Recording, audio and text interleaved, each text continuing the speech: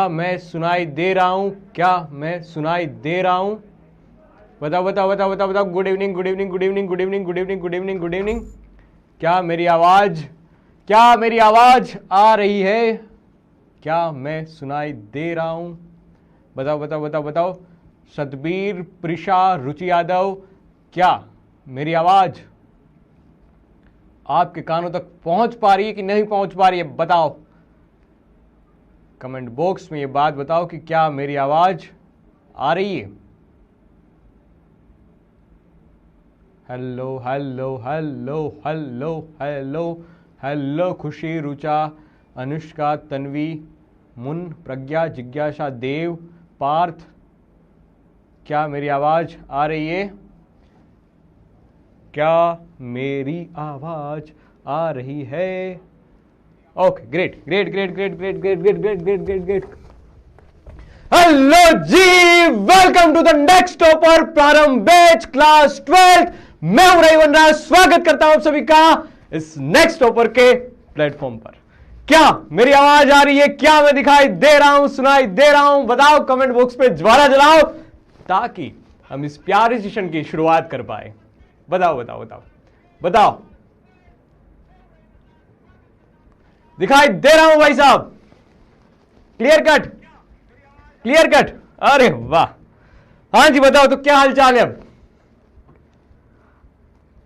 कैसा चल रहा है जीवन? कैसी चल रही है क्लास 12? कौन सा सब्जेक्ट ज्यादा हार्ड लग रहा है? फिजिक्स, केमिस्ट्री या मैथ्स बायो? हाँ, कौन सा सब्जेक्ट ज्यादा हार्ड लग रहा है? अभी तो हालांकि 4 सेशन ही हुए हैं, क्या ही जज करोगे आप? डरा दिया, क्या बात है। कौन सा सब्जेक्ट ज्यादा हार्ड लग रहा है आपको? बताओ बताओ बताओ बताओ बताओ बताओ बताओ। डीपीपी का लास्ट क्वेश्चन, डीपीपी का डिस्कशन भी होगा और आपको एक पीसीपी भी मिलेगी, चैप्टर वाइज प्रारंभ, चैप्टर वाइज शीट मिलेगी आपको। पीसीपी का लास्ट क्वेश्चन है ना, वो शानदार है। 5 नंबर का क्वेश्चन मैंने जो दिया था ना, वो मैं एक बार क्लास में करवाने की कोशिश कर रहा था, लेकिन आपका उस टाइम पे वैसे सर क्लास एंड कर दो, क्लास एंड कर दो, अब हमारी हवा निकल गई है, तो मैंने वो क्वेश्चन नहीं करवाया था। लेकिन वो क्वेश्चन मैं ही करवाऊंगा, ठीक है? मैं तो बस चाहता था कि एक आध बार आप खुद से कोशिश करो, देखते हैं कौन कौन बना पाता है। लेकिन जो क्वेश्चन जो बंदा, जो स्टूडेंट वो क्वेश्चन बना देगा, वो मतलब मान सकते हो कि टॉप लेवल है, मान सकते हो कि टॉप लेवल है। मतलब उसका 11th के टॉपिक्स या वेक्टर्स वाले टॉपिक बहुत मजबूत है। नमस्ते जी, नमस्ते नमस्ते नमस्ते। हर्षवर्धन फिजिक्स, सतबीर बता रहा है chemistry, chemistry chemistry. All subject वाला कौन था भाई? देवबंचल बोल रहा है ऑल सब्जेक्ट। इंग्लिश किसको हार्ड लगती है? मून लाइट, अभी तो हमने शुरुआत की है। मन्नत जी बोल रही है फिजिक्स। फिजिक्स का एक लास्ट वाला क्वेश्चन आपसे नहीं बना होगा, मुझे पता है, क्योंकि हर क्वेश्चन आप बना लोगे तो क्या ही बात है। तो क्वेश्चन मैंने जानबूझ के ऐसा दिया था, अच्छा वाला क्वेश्चन दिया था, ठीक है? वो जेई का क्वेश्चन है, अपन खुद करेंगे, मतलब मैं करवाऊंगा, ठीक है? Physics physics physics physics physics physics, ठीक है? Krishna Mehra, hello hello hello. Shivam Yadav, ठीक है? All all all. Gautam Garg बोल रहा है ऑल। हाँ, प्रिशा जी बोल रहे हैं कि फिजिक्स ठीक है सब्जेक्ट, थ्योरी समझ में आता है, लेकिन शायद हो सकता है कि न्यूमेरिकल्स में प्रॉब्लम्स आ सकती है। तो अपन के जो भी सेशन आप देखोगे, rare of the rare session आपको ऐसा मिलेगा कि जिसमें न्यूमेरिकल्स नहीं करवाए। मेजॉरिटी टाइम अपन न्यूमेरिकल पे ही फोकस करेंगे। इसीलिए तो अपन मिल रहे हैं, हार्ड सब्जेक्ट को आसान बनाने के लिए। एक सीधी सी बात है, फिजिक्स जैसे हार्ड सब्जेक्ट को आसान बनाने का तरीका बस यही है कि जितने हो सके उतने क्वेश्चंस करो, जितने हो सके उतने डाउट पूछो, जेन्युइन वाले डाउट। ऐसा नहीं कि कुछ भी ये आर कैसे लिखा, ये छोटा क्यों और बड़े क्यों में डिफरेंस क्या है, ऐसे क्वेश्चन नहीं बेटा। जेन्युइन क्वेश्चन जिसको बोला जा सकता है कि ये क्यों हुआ, उसके पीछे का रीजन वाई क्या है, तो वो लॉजिकल क्वेश्चन, कंसेप्चुअल क्वेश्चन, वैसे डाउट हो तो ठीक है। सर फिजिक्स आप पढ़ाते हो तो हार्ड नहीं लगती है। थैंक यू भूमि। लेकिन बस इसी विश्वास के साथ आगे बढ़ना, मुझ पे भरोसा रखो, आपने सोचा भी नहीं होगा उससे भी अच्छा रिजल्ट ला के दूंगा मैं आपको। बस आपको मेरे साथ साथ चलना होगा, क्योंकि आप लोगों के पास ये हिम्मत है, ये जज्बा है, ये आगे बढ़ने का। हो सकता है कि सामने आपको रोशनी ना दिख रही हो, आपका लक्ष्य ना दिख रहा हो, लेकिन मुझे पता है कि सामने एक बहुत अच्छा सक्सेसफुल रिजल्ट आपका वेट कर रहा है। बस आप मेरा हाथ पकड़ के आगे बढ़ते जाओ। मैंने वो दिखाया, मैंने वो मंजर देखा भी है, वो सफर फील भी किए। भरोसा रखो, आगे बढ़ो, ठीक है। हाँ क्यों नहीं, केम छो सर, मजा में बताओ। सुष्मिका जी बोल रहे हैं मजा में आए भाई। गौरी जी अपने फोन का वो बढ़ा लीजिए वॉल्यूम, आवाज नहीं आ रही है तो। देखो ये बात तो तय है कि अगर न्यूमेरिकल अच्छा करवाऊंगा तो आपको पहली बार में थोड़ी बहुत समस्या आ सकती है। कैसे टाइप में कि सर ये हार्ड लग रहा है, ये हार्ड लग रहा है। लेकिन अगर आपको फिजिक्स के न्यूमेरिकल को आसान बनाना है तो क्लास में भी उतने ही हार्ड लेवल के क्वेश्चंस की प्रैक्टिस करनी होगी। तो उसके लिए आपको क्लास में भी थोड़ी हार्डनेस फील करनी होगी। ऐसा नहीं कि मैं सिर्फ हवा में बातें बता रहा हूं और आपको पढ़ा के भाग जा रहा हूं। अच्छे क्वेश्चंस करवाऊंगा तो आपको थोड़ी सी क्लास टफ लगेगी कि क्या ही हार्डनेस आ रही है, लगेगा, वो फील आपको करना होगा। लेकिन अगर ये शुरुआत के चैप्टर्स को पार कर गए तो फिर आसान लगेगा, फिर हैबिचुअल भी हो जाओगे और फिर आसान भी आएगा पार्ट। तैयार रहना। तो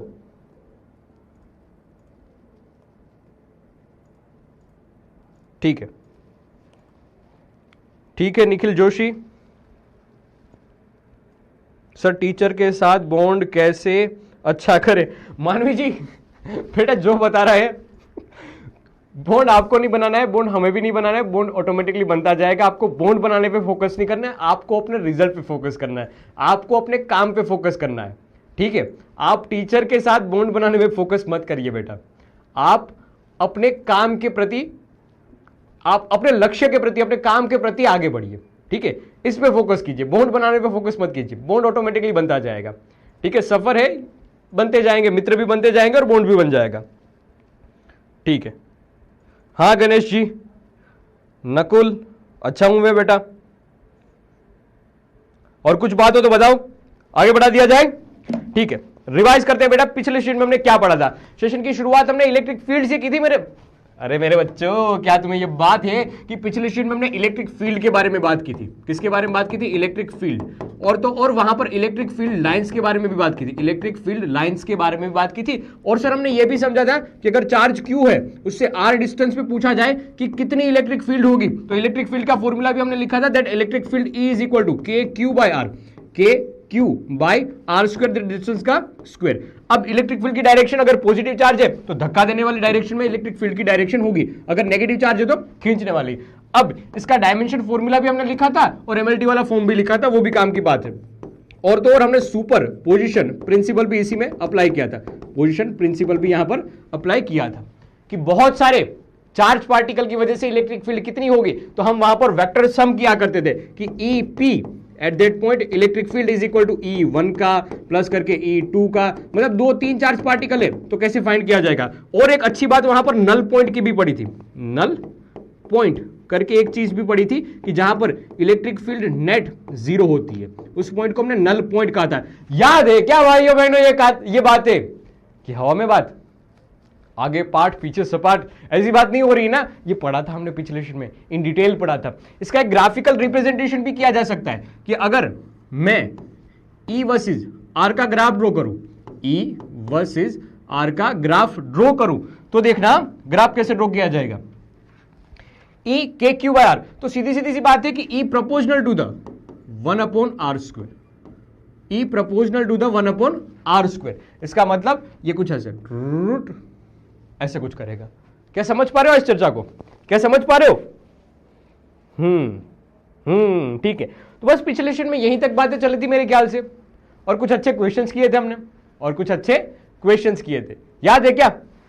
अब हाँ, एमएलटी फॉर्म भी किसी ने लिख के दे दिया है, आदित्य कुमार ने भेजा है, बहुत बढ़िया आदित्य, बहुत बढ़िया, ठीक है, ठीक है। अब देख शुरुआत करते हैं आज के सेशन में हम क्या पढ़ने वाले हैं। आज के सेशन की शुरुआत कहां से होने वाली? इलेक्ट्रिक फ्लक्स, लेकिन कल का एक टॉपिक छूटा हुआ है तो मैं यहां पर लिख देता हूं चार्ज डिस्ट्रीब्यूशन। पहला एक पढ़ेंगे हम चार्ज डिस्ट्रीब्यूशन, ये एक पार्ट पढ़ेंगे, ये एक पार्ट, फिर ये दूसरा पार्ट इलेक्ट्रिक फ्लक्स, और तीसरा गॉस लॉ तक पहुंच पाए तो ये वाला पार्ट भी कवर करेंगे, उसकी एप्लीकेशन वाला पार्ट भी अपन कवर करेंगे। तो क्या आप तैयार हो? कमेंट बॉक्स में एक बार बताओ, हाउ इज द जोश। नई स्लाइड लगवाई है मैंने बेटा, देख लो अच्छे से, एक लंबा चौड़ा मैसेज आया है।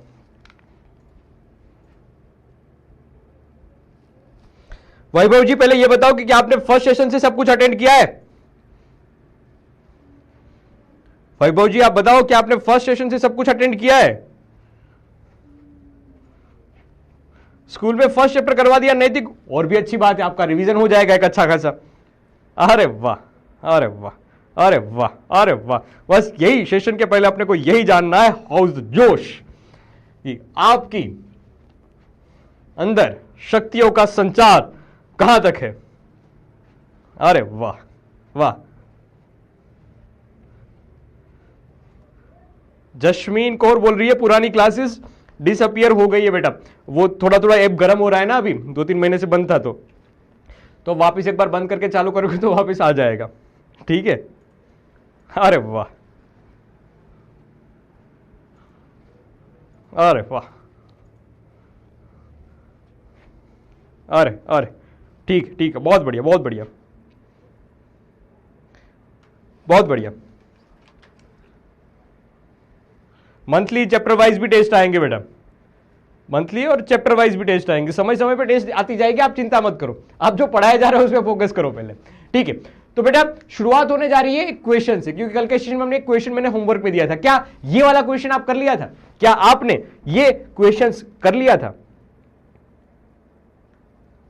हाँ, बस यस और नो में बताओ कि क्या ये क्वेश्चन आपने कर लिया था? कल के सेशन में मैंने होमवर्क में दिया था, can electron falls through a distance 1.5 centimetre uniform electric field, magnitude जिसका दे रखा है, direction of a field reverse करी जाएगी तब क्या होगा? तो इलेक्ट्रॉन और प्रोटॉन की बात बताई गई थी।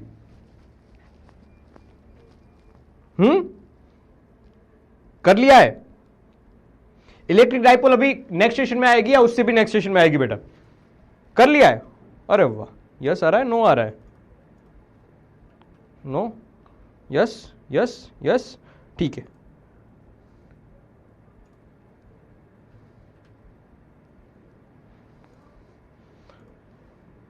अरे तो क्या कर रहे थे कल? क्या कर रहे थे कल? होमवर्क में दिया था एक क्वेश्चन, ठीक है। जिससे नहीं हुआ वो यहां पर ध्यान रखना, क्या है बात यहां पर, an electron falls through a distance 1.5 centimetre through a uniform electric field, मतलब यूनिफॉर्म इलेक्ट्रिक फील्ड है, समझना इस बात को, एक यूनिफॉर्म इलेक्ट्रिक फील्ड है, ये मान लिया जाए यूनिफॉर्म इलेक्ट्रिक फील्ड, इसका कलर अपन चेंज करते हैं इससे, ठीक। ये यूनिफॉर्म इलेक्ट्रिक फील्ड, ये यूनिफॉर्म इलेक्ट्रिक फील्ड,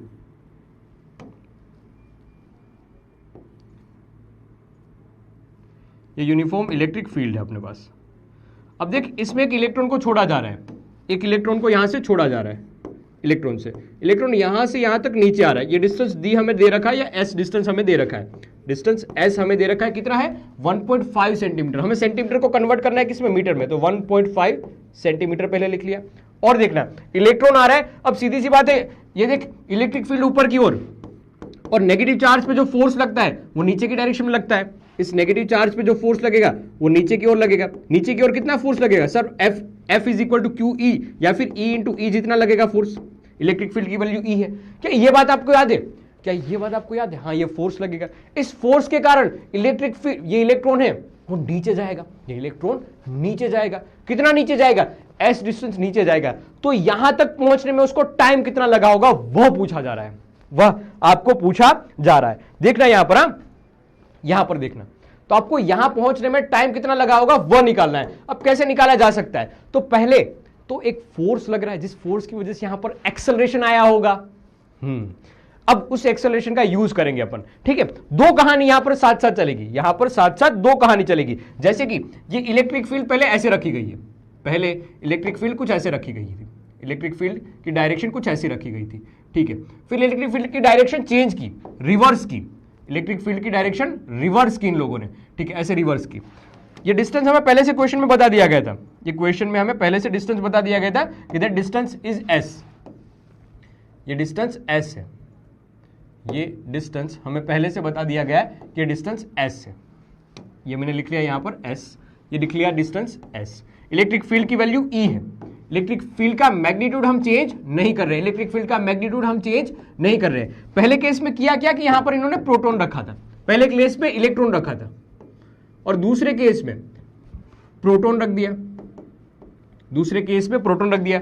देख सोच, क्या इलेक्ट्रॉन पे जो फोर्स लगेगा वो नीचे की ओर होगा, क्योंकि इलेक्ट्रिक फील्ड ऊपर, फोर्स नेगेटिव चार्ज पार्टिकल पर इलेक्ट्रिक फील्ड की वजह से अपोजिट डायरेक्शन में लगता है, इलेक्ट्रिक फील्ड की अपोजिट डायरेक्शन में लग रहा है, नेगेटिव चार्ज पे अपोजिट डायरेक्शन में लगता है। तो F is equal to E into E, charge of electron into करके इलेक्ट्रिक फील्ड का मैग्नीट्यूड। सेम बात यहां पर भी होगी, सेम बात यहां पर भी होगी। देख इलेक्ट्रिक फील्ड की डायरेक्शन में फोर्स लगता है, कितना फोर्स लगेगा sir, force on that proton is equal to charge of proton और electric field of that field, electric field strength of field.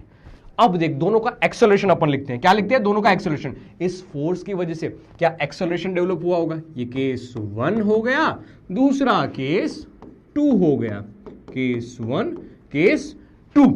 अब इलेक्ट्रिक फील्ड की वजह से यहां पर एक फोर्स डेवलप हुआ है, उस फोर्स की वजह से बेटा यहां पर एक्सेलरेशन डेवलप हुआ है, वह एक्सेलरेशन इलेक्ट्रॉन के लिए अपन लिख रहे हैं। तो ऐसा लिखा जा सकता है force F is equal to mE into acceleration of electron E, और यही वाला फोर्स किसको बैलेंस आउट करेगा, E इंटू ई को बैलेंस आउट करेगा। तो सीधा सीधा लिखा जा सकता है acceleration of electron is equal to E by mass of electron.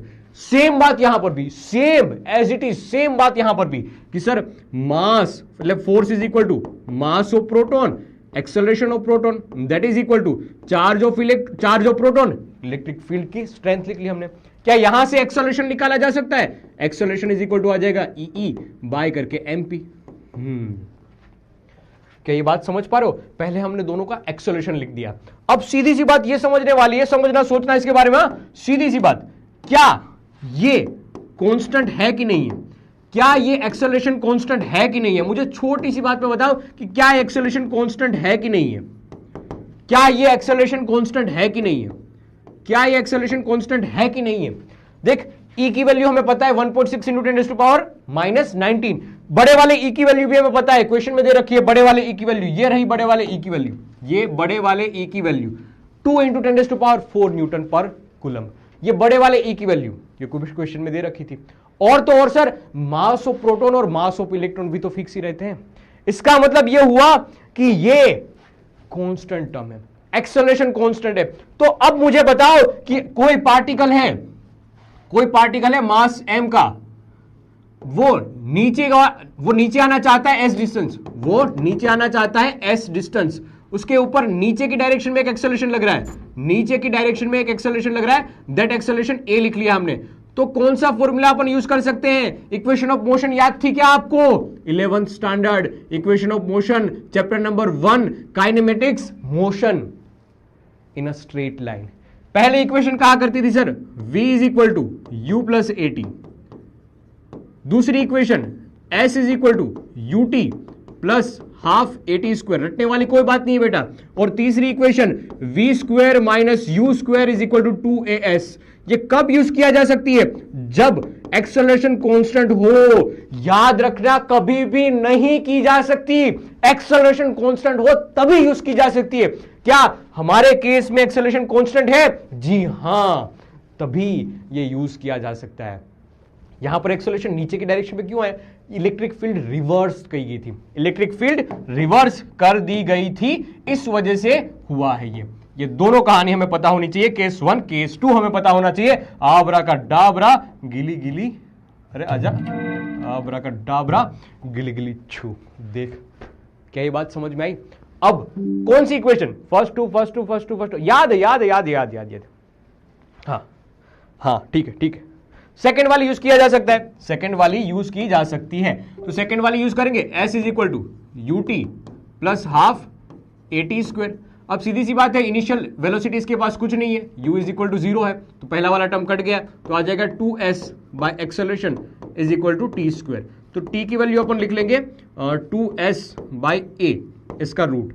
अब सीधा सीधा निकाला जा सकता है टीई और टीपी, टीई और टीपी। टीई की वैल्यू आ जाएगी अंडर रूट में 2s, तो दोनों के लिए सेम ही होगा, यहां पर एक्सेलरेशन ऑफ इलेक्ट्रॉन आ जाएगा, यहां पर इलेक्ट्रॉन की जगह प्रोटॉन का मास आ जाएगा, प्रोटॉन का एक्सेलरेशन आ जाएगा, तो 2s एक्सेलरेशन ऑफ प्रोटॉन। ये पूरा क्वेश्चन था, ठीक है, ये रहा पूरा क्वेश्चन। ये रहा पूरा क्वेश्चन, लो कर लो बात। अब बस हाँ वैल्यू आपको पुट करनी होगी बेटा, ये काम आपको करना होगा, वैल्यू आपको पुट करनी होगी। 2 सेकंड नहीं आएगा, शायद पॉइंट में आंसर चल रहा है और पावर में भी जाएगा, माइनस पावर में भी जाएगा, माइनस पावर में भी ये जाएगा। टन टन टन टन।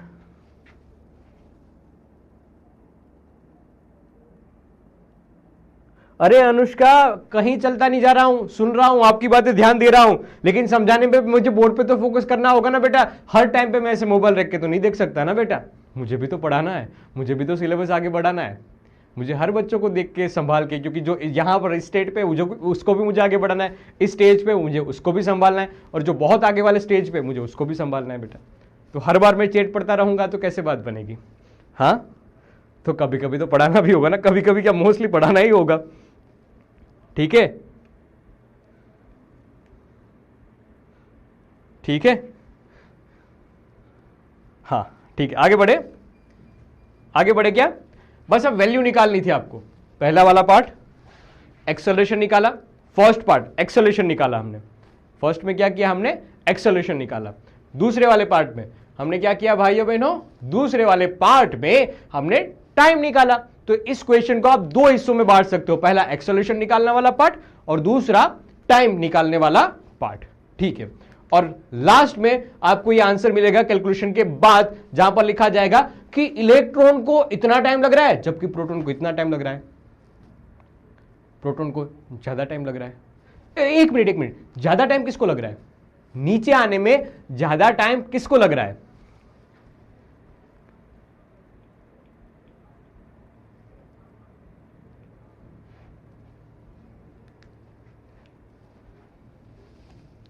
नीचे आने में हमने ये यहां से हमने दोनों की वैल्यू निकाल ली, यहां से भाई साहब दोनों की वैल्यू निकाली जा सकती है। कैलकुलेशन बिठाई और वैल्यू निकाली, कैलकुलेशन बिठाई और वैल्यू निकाली।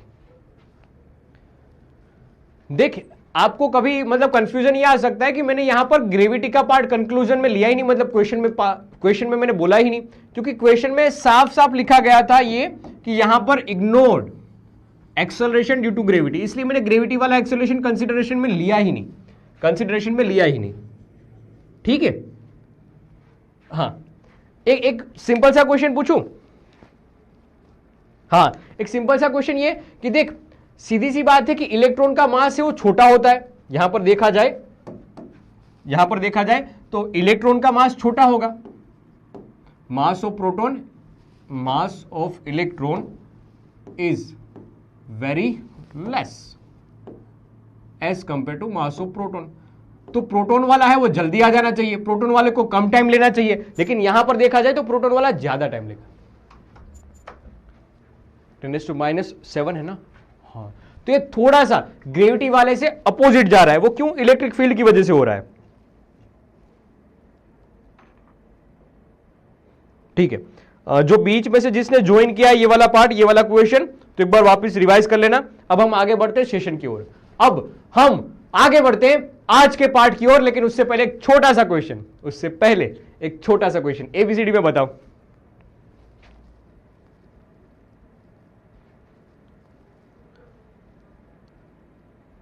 मैंने करवाया वो नहीं आया अवंतिका, अनविता बेटा कल मेरे ख्याल से जो नोट्स अपलोड हुए उसमें मेरा लिखा हुआ पार्ट आया है, मेरा लिखा हुआ पार्ट आया है। लीना कोई बात नहीं, अभी आगे बढ़ो, सेशन के साथ आगे बढ़ो, go with the flow. Punjab board वाले, हरियाणा बोर्ड वाले, गुजरात बोर्ड वाले, राजस्थान बोर्ड वाले, सब बोर्ड वाले पढ़ सकते हैं अगर तुम्हारा सिलेबस, अगर आपका सिलेबस एनसीईआरटी के हिसाब से मैच कर रहा है तो, अगर आपका सिलेबस मैच कर रहा है तो देखो एक बार, ये पिछले सेशन में हमने इलेक्ट्रिक फील्ड लाइंस की प्रॉपर्टी पढ़ी थी ना, हाँ उससे है। बहुत सही बात, बहुत सही बात, बहुत सही बात। बी और डी वाले अभी भी गधे हैं, अभी भी मारूंगा, एक पकड़ के मारूंगा। सीधा सीधा दिख रहा है यहां पर, देख ए और सी दोनों पे सेम डिस्टेंस है, दोनों के इलेक्ट्रिक, दोनों की कंसिडरेशन सेम है, दोनों का स्ट्रक्चर सेम है ए और सी का, तो सीधी सी बात है ए और सी की फील्ड सेम होगी। ये कुछ सेम दिख रहे हैं तो ए और सी की जो फील्ड होगी वो सेम होगी, ए और सी की फील्ड सेम होगी, ए और सी की फील्ड सेम होगी। तो पहला वाला और दूसरा वाला, तो हाँ दूसरा वाला भी सेम जा रहा है, ठीक है, तो मतलब पहला वाला डिलीट हो गया।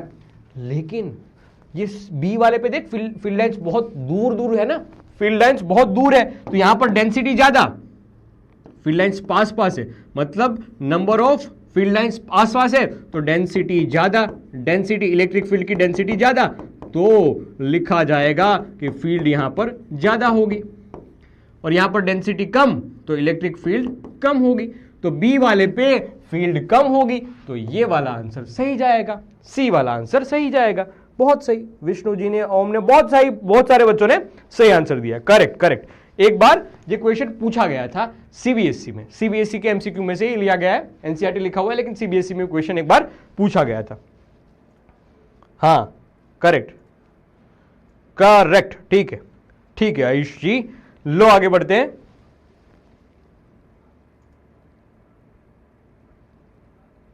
अनुष्का जी हो सकता है ऐसा, अब आने वाले जो टॉपिक्स होंगे ना वो अच्छे वाले होंगे, क्योंकि ऐसा होगा कि जो आपने प्रीवियस टॉपिक पढ़े हैं उसी के बेसिस पे नए टॉपिक पढ़ाए जाएंगे।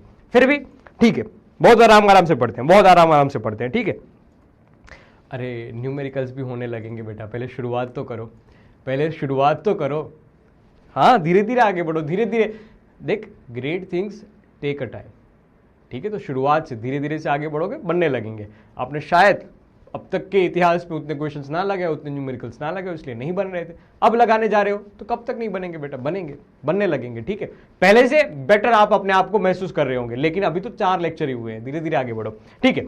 अब नए टॉपिक की ओर आगे बढ़ते हैं, जो है चार्ज डिस्ट्रीब्यूशन, जैसा नाम वैसा काम। हम क्या करेंगे, हमारी झोली में चार्ज, क्या है भैया अपनी झोली में चार्ज, उस चार्ज को अपन डिस्ट्रीब्यूट करेंगे। किस हिसाब से डिस्ट्रीब्यूट कर सकते हैं, मामा को, मासी को, बुआ को, अंकल को, सबको बांट दिया, ऐसे नहीं बेटा, सबको ऐसे नहीं बांटना है। अपने पास चार्ज है तो अपन इसको 3 मेथड से, मतलब 3 तरह के लोगों को में डिस्ट्रीब्यूशन करवाएंगे। क्या पता है, एक जिनके पास सिर्फ और सिर्फ लेंथ है, ये बहुत बेसिक सा टॉपिक है लेकिन बहुत यूजफुल टॉपिक है, क्योंकि देखिए ये बेस है। मैंने बीच में सेशन को इस वाले क्वेश्चन को इसलिए लिया, इस वाले टॉपिक को इसलिए लिया क्योंकि आगे जाके आपको पता चलेगा कि ये कैसे आ गया, ये लैम्बडा, ये सिग्मा, ये रो कैसे आ गई है, तो उसके लिए ये बेस बनेगा। और सीधा भी क्वेश्चन इस पे आ गया है, मैं अभी आपको दिखाऊंगा, ठीक है, सीधा क्वेश्चन, वो भी 3 मार्क्स में पूछा गया था।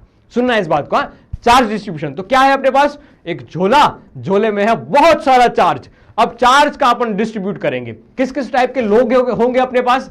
सर एक ऐसे प्रकार के लोग हैं कि जिसके पास सिर्फ और सिर्फ लेंथ है, क्या है, सूखे लकड़ी की तरह, जिसके पास सिर्फ और सिर्फ लेंथ है, ठीक है, क्या है उसके पास, लेंथ है। तो एक लेंथ वाइज, दूसरा एरिया वाइज, कि जिनके पास पूरा एरिया है। एग्जांपल के रूप से ये बता दिया कि ये एरिया, ये शीट तरह का आपने देख लिया कुछ, कि ये पूरा एरिया है, बुक टाइप, शीट टाइप, जिसमें पूरा का पूरा एरिया है। और तीसरा बोतल टाइप या स्फीयर टाइप, ये सिलेंडर टाइप, कि जिसमें पूरा का पूरा चार्ज है वो वॉल्यूम में डिस्ट्रीब्यूट किया जाएगा। तो 3 मेथड होती है अपने पास, क्या होती है, 3 मेथड, एक लेंथ वाइज, एरिया वाइज और वॉल्यूम वाइज, ठीक है।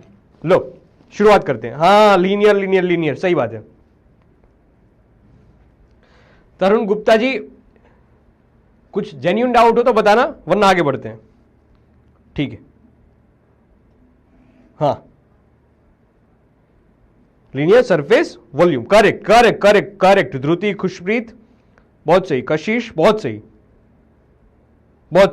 लो आगे बढ़ते हैं। लाइन चार्ज डिस्ट्रीब्यूशन, समझना, हमने चार्ज कहां पर डिस्ट्रीब्यूट किया है, इस लाइन पे, इस रोड पे, कि जिसकी विड्थ बहुत छोटी, इसकी विड्थ है वो बहुत कम है, नेग्लिजिबल आप बोल सकते हो। जिसके पास सिर्फ और सिर्फ क्या है, जिसके पास सिर्फ और सिर्फ लेंथ है, ये लेंथ वाइज हमने चार्ज डिस्ट्रीब्यूट कर दिया। अब ये चार्ज को डिस्ट्रीब्यूट किया ना, तो यहां पर लिखने का तरीका है चार्ज डेंसिटी लिखने का तरीका है। क्या लिखने का तरीका है कि सर चार्ज लिखा जाएगा, चार्ज डेंसिटी लिखी जाएगी linear charge density, linear charge density lambda is equal to total charge कितना है वो लिखो। टोटल चार्ज मान लिया इस रोड के ऊपर टोटल चार्ज है भाइयों बहनों Q, तो लिखा जाएगा यहां पर linear charge density lambda is equal to charge Q, division में लिखी जाएगी इसकी लेंथ L, डिवीजन में इसकी लेंथ लिखी जाएगी L। बहुत सही, बहुत सही। नहीं मुकुंद बेटा अभी तक शादी नहीं हुई है। हाँ ठीक है ठीक है ठीक है, बहुत बढ़िया।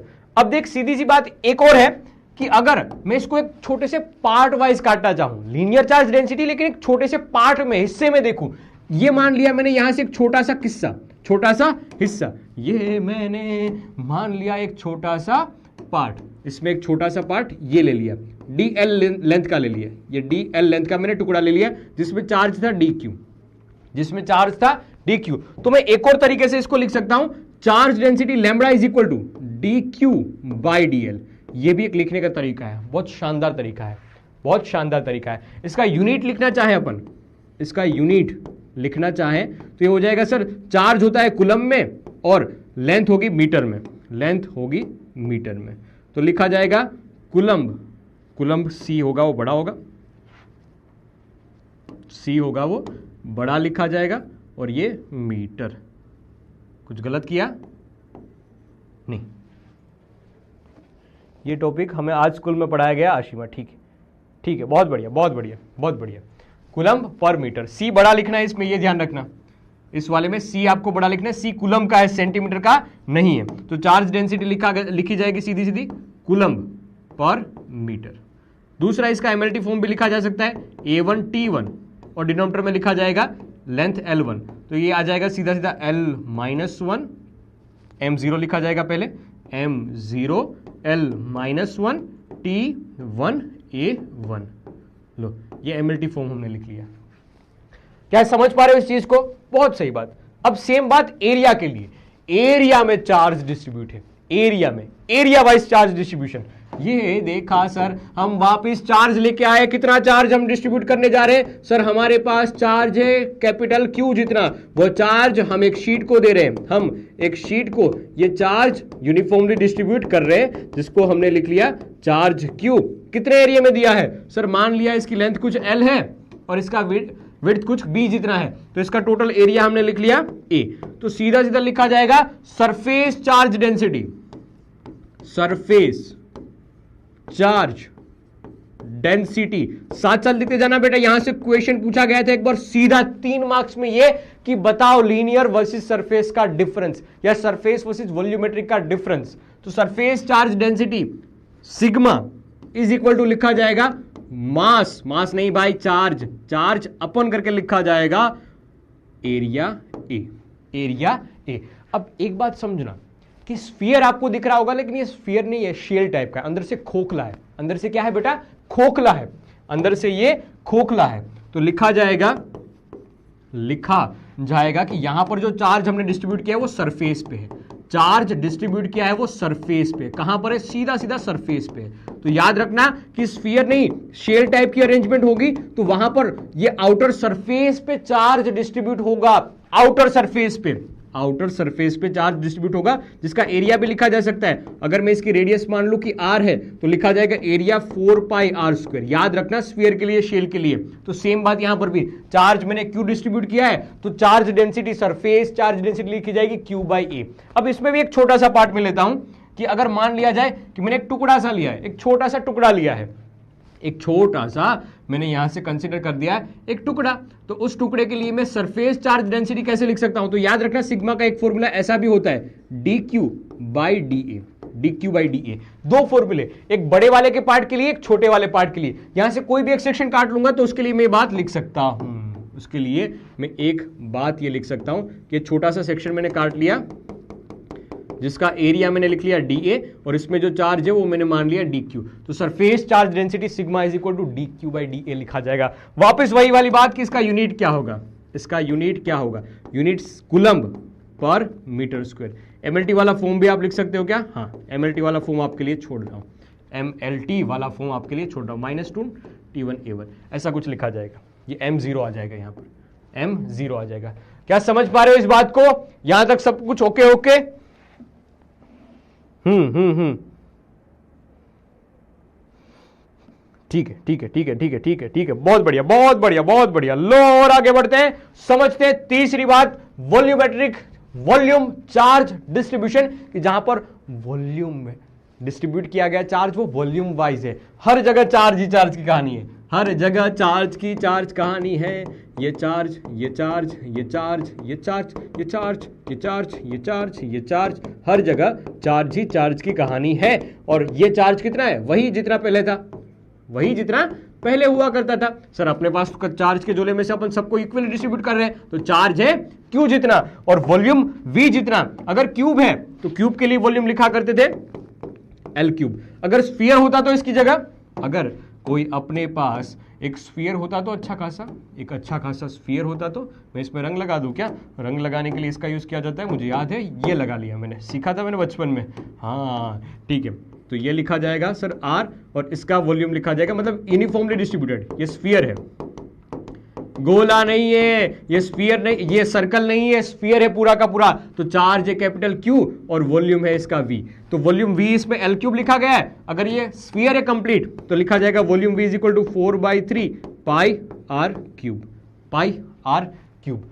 अब सीखना समझना कि चार्ज डेंसिटी कैसे लिखी जाएगी। तो वॉल्यूमेट्रिक चार्ज डेंसिटी को रिप्रेजेंट करेंगे रो से, चार्ज क्यू अपन करके लिखा जाएगा, अपन करके लिखा जाएगा वॉल्यूम वी, वॉल्यूम वी। अब छोटे वाले पार्ट से भी लिखा जाएगा डी क्यू डिवाइड में D V, D Q divide में डी वी लिखा जाएगा। डी वी क्या है? हमने एक छोटा सा सेक्शन अगर यहां से काट लेना, हम यहां से एक छोटा सा सेक्शन काट ले, तो मैंने इसका वॉल्यूम दिया है डीवी जितना, इसका वॉल्यूम दिया है मैंने डीवी जितना। यहां से मैं अगर छोटा सा सेक्शन काट लूं, यहां से अगर मैं एक छोटा सा सेक्शन काट लूं तो वो वॉल्यूम हो जाएगा डीवी जितना। इसमें जितना भी चार्ज है वो मैंने लिखा है डी क्यू जितना। क्या समझ पा रहे हो? इसका यूनिट लिखने का तरीका सिर्फ वही वाला, सर यूनिट लिखा जाएगा कूलम्ब पर मीटर क्यूब।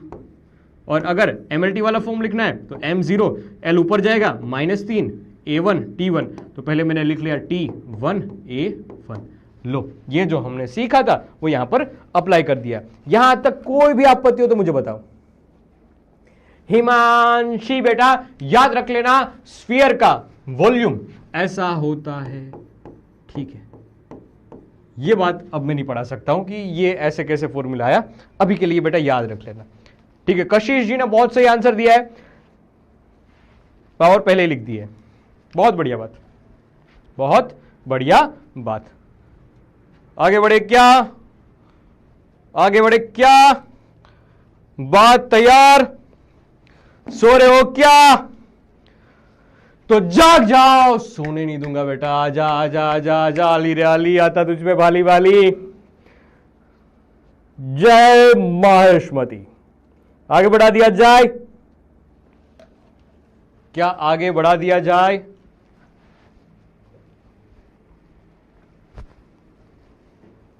क्या आगे बढ़ा दिया जाए?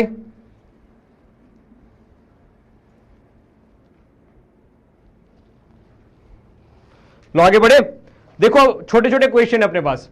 एक तो एक मेथड ये होगी कि मैं सीधे सीधे आपको आराम आराम से छोटे छोटे वाले क्वेश्चन करवाऊं, कि जिसमें मतलब ना तो वो ज्यादा आपके स्कूल एग्जामिनेशन में पूछे जा सकते हैं, बस आपका एक कॉन्फिडेंस बूस्ट करने के लिए यूज किए जा सकते हैं।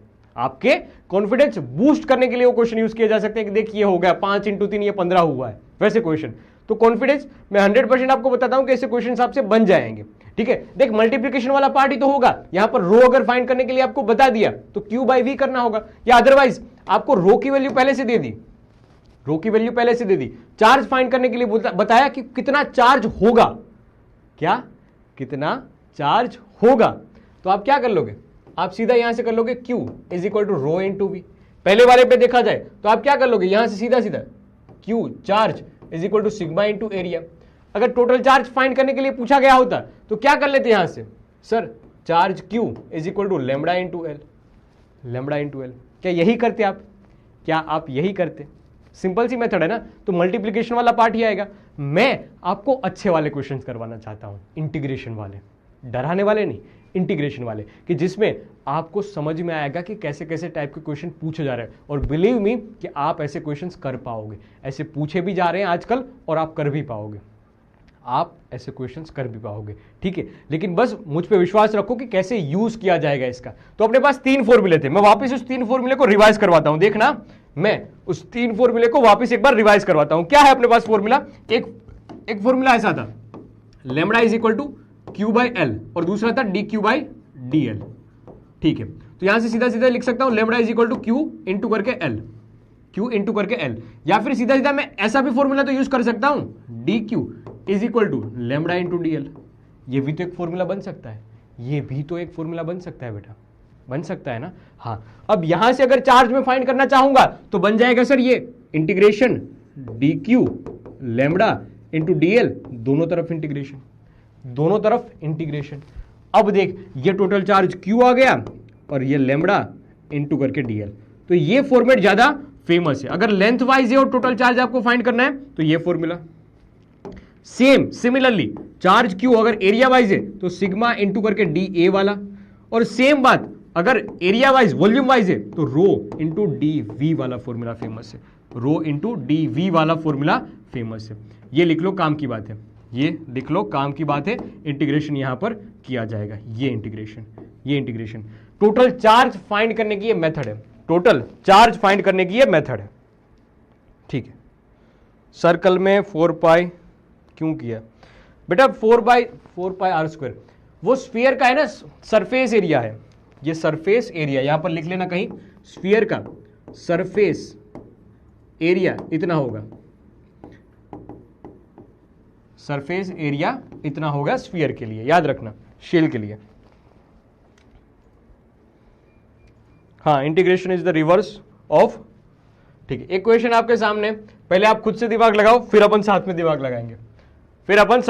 लगाएंगे, एक रोड है अपने पास जी, क्या है? एक रोड है, ये आई रोड,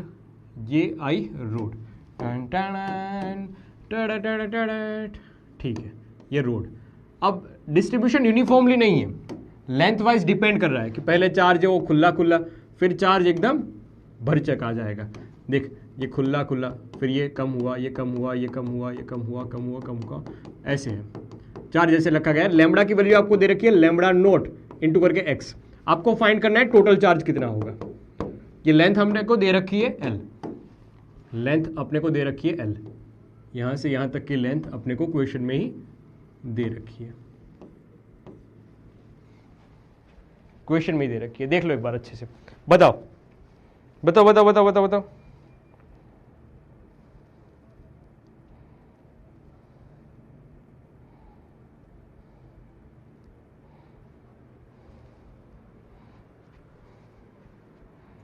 बताओ बताओ बताओ बताओ बताओ, कर पाओगे क्या? नहीं?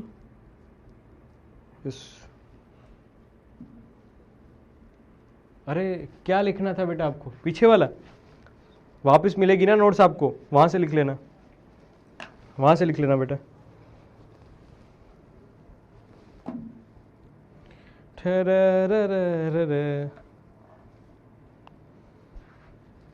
हाँ देख, मैं बताता हूं, 100% प्रीशा जी,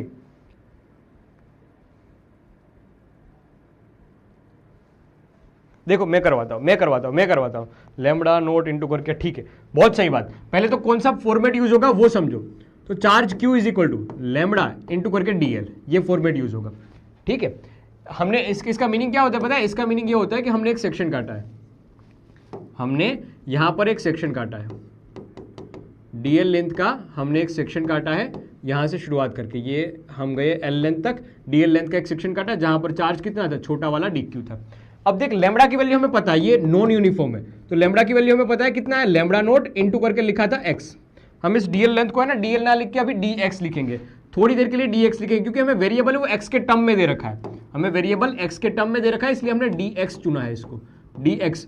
क्यों ऐसा किया? वेरिएबल एक्स के टर्म में था, ये एक्स के टर्म में है, इसलिए हमने एक्स लिखा है यहां पर, ये मैंने लिखा डी एक्स, ये मैंने लिखा डी एक्स।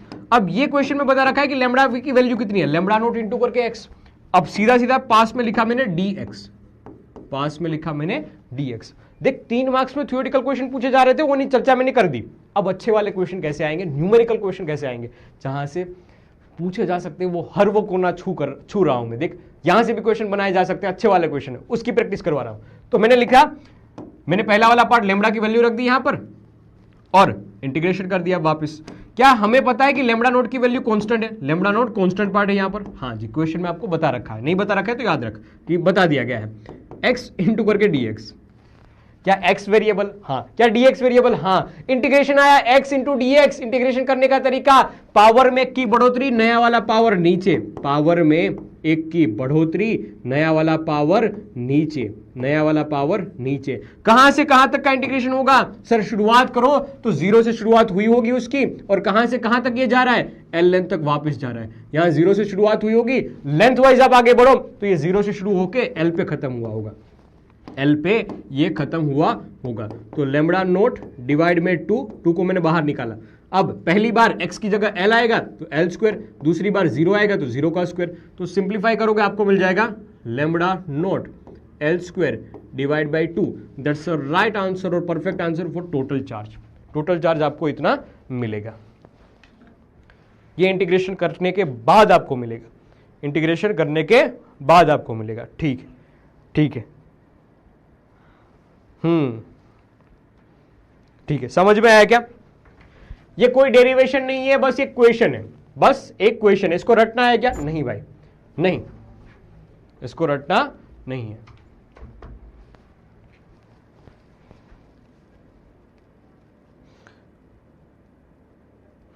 हाँ, अवंतिका बोल रही है नोट्स चेंज करवा दो, मैसेज कब से कर रही हूँ, 25 बार कर दिया है, देख लो। देख लिया बेटा, सर प्लीज देख लो। यार मैं देख रहा हूं तब से तो नोट्स सही आ रही है, लेकिन फिर भी मैं देख लूंगा, फिर भी मैं एक बार देख लूंगा बेटा, पक्का। ठीक है, ठीक है, आगे बढ़े। रघुवंशी जी, इजी था सर, ठीक है। अब अच्छा वाला क्वेश्चन, एक अच्छा वाला क्वेश्चन, एक अच्छा वाला क्वेश्चन देखना, समझना कि क्या है अपने पास। इफ अ लीनियर, अच्छा वाला क्वेश्चन है, कान खोल के देख ले बेटा, अच्छा वाला क्वेश्चन है, कान खड़े हो जाने चाहिए। एक अच्छा क्वेश्चन अपने सामने आ रहा है, तैयार हो जाओ, शस्त्र पहन लो। क्या बता रहा है ये? एक बता रहा है क्वेश्चन का, linear charge density of a semi circular ring. एक सेमी सर्कुलर रिंग पहले पास, अपने पास तो है क्या? अपने पास कुछ नहीं है सर। अरे ऐसा नहीं है, कुछ कुछ तो है तुम्हारे पास, छुपा रहे हो तुम। देख, एक रिंग है अपने पास, क्या है? एक सेमी सर्कुलर रिंग है, ठीक है। अरे सेमी सर्कुलर हो जाएगी क्या? ठीक है, ये सेमी सर्कुलर रिंग है अपने पास। इस रिंग में चार्ज डिस्ट्रीब्यूट किया गया है। ये मैंने टक टक टक टक करके टक टक टक टक टक टक टक टक टक टक टक, ये डिस्टेंस r, ठीक है। इसके ऊपर चार्ज रखा गया है q।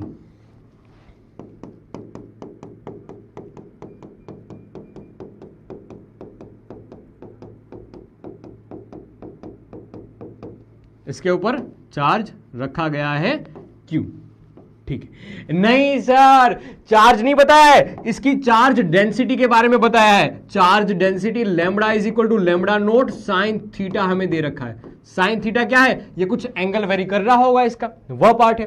तो उन्होंने ये पूछा कि linear charge density of semi circular ring ये इतनी है, फाइंड द टोटल चार्ज।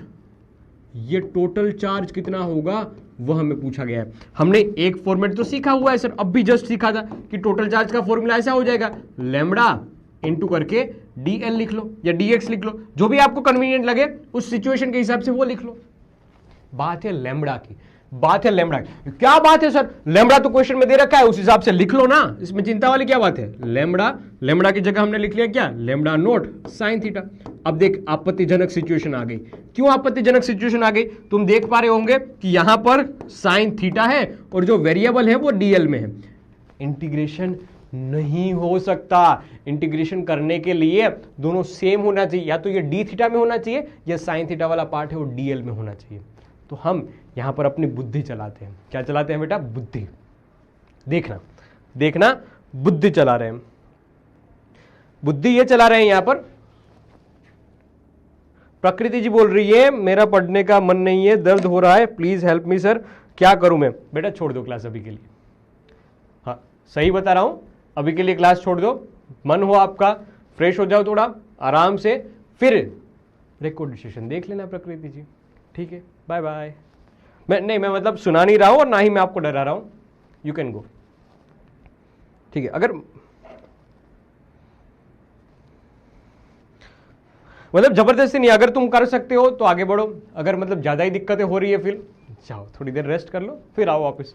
अब देख वापस आते हैं अपने क्वेश्चन पे। तो हम अपना दिमाग लगा रहे हैं, बुद्धि लगा रहे हैं। बुद्धि वाला क्वेश्चन क्या कहता है कि सर यहां से कंपोनेंट ले लो, इसके ऊपर का एक कंपोनेंट ले लो, जिसका एंगल लिख लो डी थीटा। ये थीटा एंगल पे हमने एक कंपोनेंट ले लिया डी थीटा एंगल का, और इस लेंथ को बोल दो डीएल। इस लेंथ को हमने बोल दिया डीएल।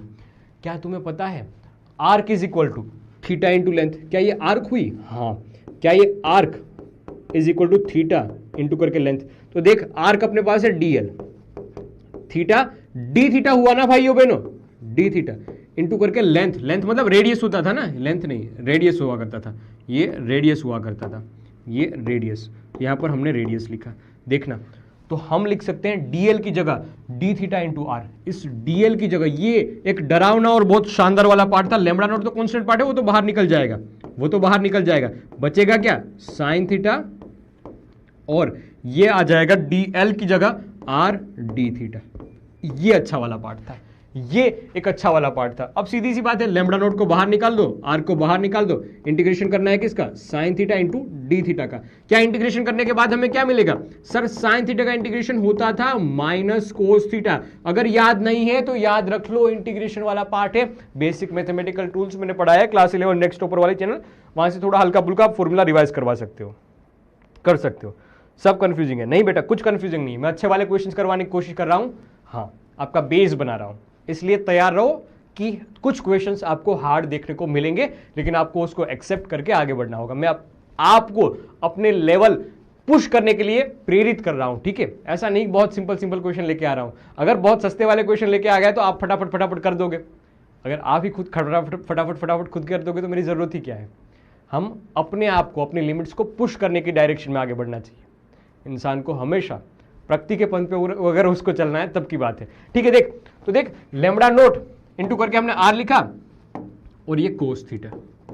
अब सीधी सी बात है कि थीटा कहां से कहां तक का, ये तो आपने लिख लिया, sine theta into d theta, integration करेंगे minus cos theta, minus sine भी बाहर निकाली जाएगी। लेकिन भाई साहब ये कहां से कहां तक वेरी कर रहा है? तो देख यहां से आपने शुरुआत की थी, ये एंगल शुरुआत में थीटा इज इक्वल टू 0 था, यहां पर theta is equal to 0 degree था। अब ये आगे बढ़ा आगे बढ़ा आगे बढ़ा आगे बढ़ा आगे बढ़ा आगे बढ़ा आगे बढ़ा आगे बढ़ा, यहां पहुंचा होगा, यहां इस वाले एंड पे पहुंचा होगा, क्योंकि हमें पूरी रिंग कवर करनी है ना। इस डीएल डीएल डीएल वाले सेक्शन से ही तो बना हुआ है ये हमने एक एलिमेंट लिया था। इस एलिमेंट को अगर जोड़ते जाओगे तभी तो ये पूरी रिंग बन जाएगी, तभी तो ये सेमी सर्कुलर रिंग बन जाएगी। तो हमने यहां से शुरुआत की, ये आगे बढ़े आगे बढ़े आगे बढ़े आगे बढ़े आगे बढ़े आगे बढ़े आगे बढ़े आगे बढ़े, तो ये पूरी रिंग बन गई यहां पर, जब theta is equal to 180 degree हुआ होगा, जब theta is equal to 180 degree हुआ होगा। तो ये 0 और ये 180 डिग्री, 180 डिग्री। अब थोड़ा सा सिंप्लीफाई करते हैं, क्या इसको हटाया जा सकता है? नहीं, ठीक है। अब कोस थीटा मैं सीधा सीधा लिख रहा हूं दूसरी स्लाइड पे माइनस कोस थीटा 0 और 180 डिग्री, माइनस साइन को बाहर निकाल दिया, एक बार कोस 180 डिग्री, एक बार कोस 0। कोस 180 डिग्री की वैल्यू -1, कोस 0 की वैल्यू 1, लिखा जाएगा माइनस माइनस -2 ये हो जाएगा प्लस में 2, तो इसका आंसर 2 आ रहा है ना, ठीक है? तो ये लिख लिया हमने 2 लैम्बडा नोट आर। एक बार अच्छे से देखो इसको, एक बार अच्छे से देखो इसको, क्या ये क्वेश्चन आपको समझ में आया? क्या क्वेश्चन आपको समझ में आया? एक बार अच्छे से लिख लो, समझ लो, सोच लो, क्या क्वेश्चन समझ में आया आपको?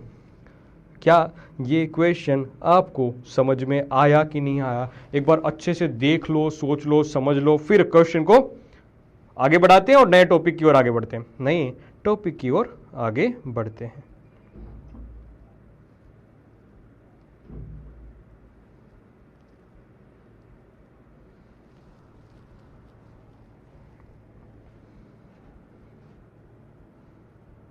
देख लो एक बार अच्छे से।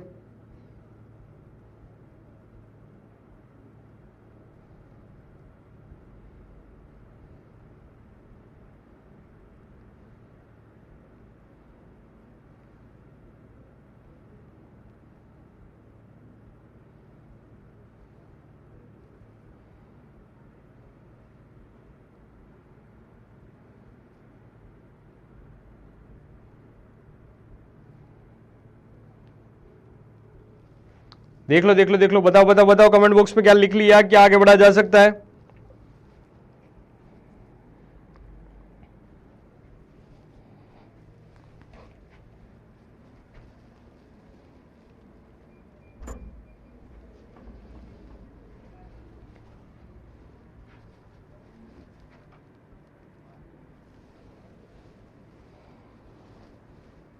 आ गया समझ, बहुत बढ़िया। इंटीग्रेशन बेटा आप बेसिक मैथमेटिक्स वाला पार्ट कवर कर सकते हो वापस। कोस थीटा क्यों आया बेटा, इंटीग्रेशन का पार्ट है ये एक इंटीग्रेशन का पार्ट होगा, तो आप वह वाला एक इंटीग्रेशन वाला सेशन रिवाइज कर लेना। -2 कैसे आया, सम किया बेटा, इस पार्ट को सम किया है हमने।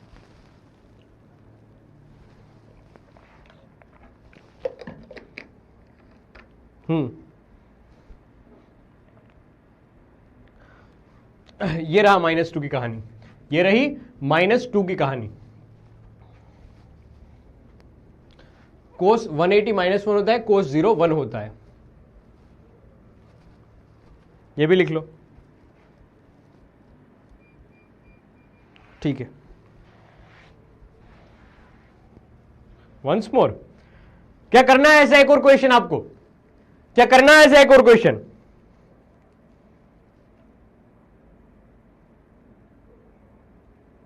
आ गया, अरे वाह, अरे वाह। बेसिकली बेसिक मैथमेटिक्स वाला सेशन आप देख सकते हो, बेसिक के लिए बेसिक मैथमेटिक्स वाला वो सेशन देख सकते हो।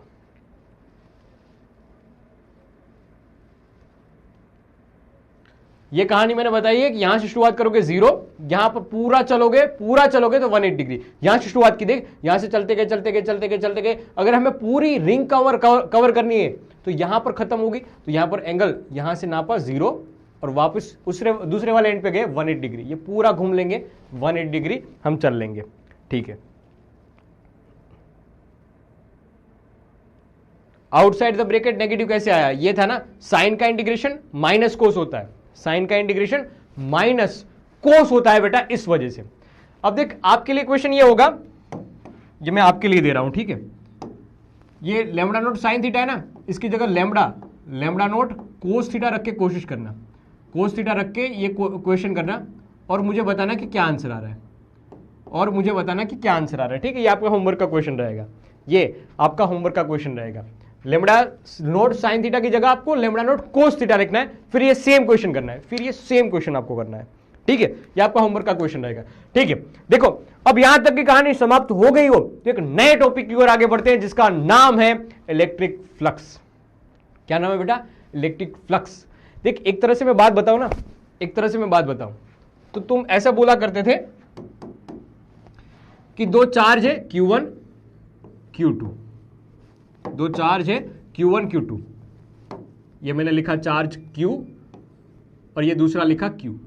इन दोनों के बीच में जो भी फोर्स लग रहा है या रिपल्सिव जैसा भी फोर्स लग रहा है, मतलब ऐसा कि फोर्स लग रहा है इस छोटे वाले Q के ऊपर, that force is equal to K capital Q छोटा वाला Q, दोनों के बीच का डिस्टेंस R²। ये ऐसा आपने लिखवाया था, ठीक है। सीधी सी बात, ये डिस्टेंस R है तो ऐसा लिखा जा सकता है। ये पहली कहानी हमने पढ़ी थी, मैं इसी में थोड़ा सा मॉडिफाई करता हूं। दूसरी कहानी हमने इलेक्ट्रिक फील्ड के पर्सपेक्टिव से समझी थी कि इलेक्ट्रिक फील्ड Q की कुछ ऐसे होगी, कुछ ऐसे होगी, कुछ ऐसे होगी, कुछ ऐसे होगी, कुछ ऐसे होगी। तो वहां से हमने R डिस्टेंस पे, R डिस्टेंस टक टक टक टक टक टक टक टक टक टक टक एक छोटा वाला चार्ज Q, R डिस्टेंस पे एक चार्ज Q लगा है जिसके ऊपर एक इलेक्ट्रिक फील्ड लग रही है, जिसके ऊपर एक इलेक्ट्रिक फील्ड लग रही है, इलेक्ट्रिक फील्ड एक्ट कर रही है ना बेटा, वहां पर इलेक्ट्रिक फील्ड ऐसे कुछ है। तो हमने लिखा कि यहां पर लगने वाला फोर्स है that force F is equal to charge particle into करके E, और इलेक्ट्रिक फील्ड की वैल्यू हमें पता थी कितनी, K Q डिवीजन में R²। तो हम लिख सकते हैं that force is equal to Q into E, और ये आ जाएगा Q K Q डिवाइड में R², डिवाइड में R²। तो मैं कहना यह चाहता हूं कि हमने दो तरीके से ये कहानी पढ़ी है, एक कि दो चार्ज पार्टिकल अगर रखे हुए हैं तो एक फोर्स लगेगा, एक फोर्स लगेगा जिसको हमने लिखा है कैसे, जिसको हमने लिखा है KQ/R, इस फॉर्मेट में सीधा सीधा फोर्स लिख लिया हमने क्या किया बेटा, सीधा सीधा फोर्स लिख लिया।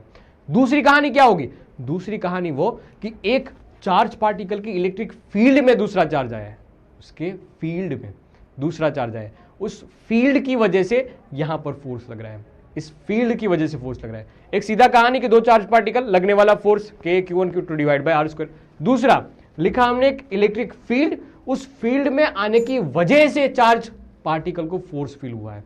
अब देख कहानी, इस फील्ड की स्ट्रेंथ पर्टिकुलरली, बोलने का तरीका अलग अलग है, बात सेम ही है, फॉर्मूला सेम ही आ रहा है, बोलने का तरीका एक फोर्स के इलेक्ट्रोस्टैटिक फोर्स या कूलम्ब्स लॉ से समझा था, दूसरा इलेक्ट्रिक फील्ड से हमने समझा। दोनों कहानी एक ही है, कहानी एक ही है, समझाने का तरीका अलग था, कहानी एक ही है। अब हम क्या समझने जा रहे हैं पता है? इलेक्ट्रिक फील्ड की स्ट्रेंथ के बारे में, इसकी स्ट्रेंथ के बारे में, इसकी स्ट्रेंथ के बारे में एरिया वाइज, कि इस एरिया के लिए इलेक्ट्रिक फील्ड की स्ट्रेंथ कैसी होगी, उसको रिप्रेजेंट करने के लिए, उसको निर्देशित करने के लिए हम एक क्वांटिटी का यूज करते हैं जिसका नाम दिया गया है इलेक्ट्रिक फ्लक्स, जिसका नाम दिया गया है इलेक्ट्रिक फ्लक्स। अब इसकी शुरुआत करने जा रहे हैं इलेक्ट्रिक फ्लक्स की।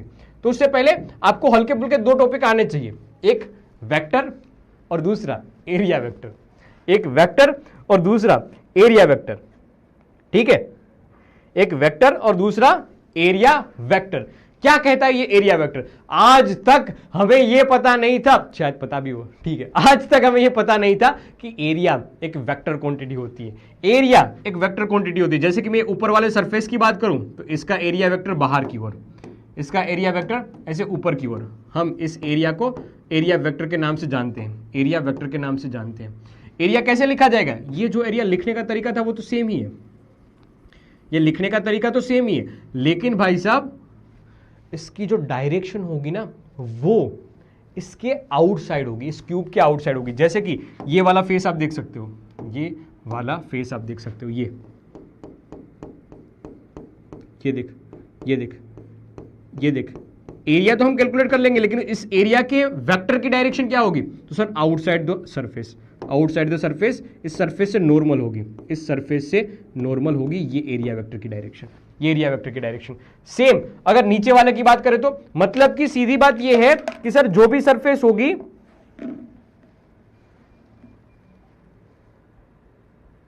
एरिया को वेक्टर बनाते हैं, वो होता तो स्केलर ही है, नहीं, एरिया वेक्टर को क्या बोल रहे हो यार, कौन है ये? नंबर लिखा गया है, इसका नाम नहीं है। क्यों बनाना है? क्यों ऐसे सीधा बात बता रहा है कि क्यों बनाना है इसको? सर रहने दो, स्केलर ही अच्छा है, जितना वेक्टर आएगा उतनी डायरेक्शन की बात आएगी। देख समझ, सोच, मेरे भाई सोच, क्या यार, क्या लोग हो आप भी। आज ही पढ़ा स्कूल में, ठीक है, आज ही पढ़ा स्कूल में स्फीयर एरिया वेक्टर। हाँ, स्फीयर के छोटे छोटे एरिया वेक्टर लिखे जाएंगे, सरफेस एरिया होगा ना उसका एरिया वेक्टर ऐसे लिखा जाता है। स्फीयर, पहले समझ तो ले कहाँ स्फीयर का एरिया वेक्टर की ओर जा रहा है, ठीक है, पहले ये छोटा वाला तो समझ ले। हाँ, एक बोल रहा है कि एरिया वेक्टर बनाना ही क्यों है, लॉजिकल क्वेश्चन है, लेकिन ठीक है। How come area is a vector quantity? देख क्या है, इसमें सारी थर्ड शेप्स है, 3D शेप्स होता है ना, इसमें सारी 3D शेप्स होती है। नहीं, हम प्लेनर के लिए भी यूज करते हैं, प्लेनर के लिए भी यूज करते हैं। देख एक्चुअली मैं एक बात बताता हूँ, किसी को बताना मत। हाँ, किसी ने पूछा है ना कि मतलब एरिया, मतलब हाउ प्रूव कि एरिया इज अ वेक्टर, ठीक है। एक्चुअली में होता क्या है पता है, अंदर की बात बता रहा हूँ। हाँ, कोई नहीं बताएगा, मैं बता रहा हूँ बेटा। एक्चुअली में होता ये है बेटा कि जैसी जिसकी रिक्वायरमेंट, जैसी जिसकी रिक्वायरमेंट, आप इसी चैप्टर में, इसी साल दूसरे महीने में शायद होगा इलेक्ट्रिक करंट। इलेक्ट्रिक करंट है ना, वो स्केलर क्वांटिटी होती है। हो सकता है कि आप उसकी डायरेक्शन के बारे में, कि इलेक्ट्रिक करंट इस डायरेक्शन में गया, इस डायरेक्शन में गया, लेकिन वो स्केलर क्वांटिटी होती है। लेकिन उसके पास डायरेक्शन तो है, तो स्केलर क्यों करते हैं? तो पहले हम इलेक्ट्रिक करंट को डायरेक्शन से रिप्रेजेंट करते हैं, फिर ये भी बताते हैं कि सर ये तो स्केलर क्वांटिटी है, फिर वापस करंट डेंसिटी करके एक टर्म यूज करेंगे जिसको बताएंगे कि ये वेक्टर है, ये वेक्टर है। तो एक्चुअली में सर हम उसका किस तरह से यूज कर रहे हैं, किस पर्सपेक्टिव से यूज कर रहे हैं, उस तरह से इसको लिया जाएगा। एरिया का हम यहां पर एरिया वेक्टर के फॉर्म में यूज करेंगे, इस वजह से हमें एरिया के वेक्टर वाले पार्ट की, वेक्टर वाले प्रॉपर्टी की रिक्वायरमेंट हो रही है, ठीक है। तो याद रखना बेटा कि हम किस तरह से उसका यूज करना चाहते हैं, किस पार्ट में, किस कॉन्सेप्ट में उसका यूज करते हैं, तो उस हिसाब से ट्रीट किया जाता है कि that's a vector part. Pinky promise दे रहा है, पिंकी प्रॉमिस। सर हो गया, कल पढ़ेंगे। नहीं बेटा, अभी तो शुरुआत की है मैंने, ये तो कल का टॉपिक था। अरे ये तो कल का टॉपिक था, कल का टॉपिक था बेटा, अभी तो शुरुआत की है मैंने। अरे यार ये गलत बात है, मैं 1 घंटे में गर्म होता हूँ, उतनी देर में तो आप खत्म हो जाते हो।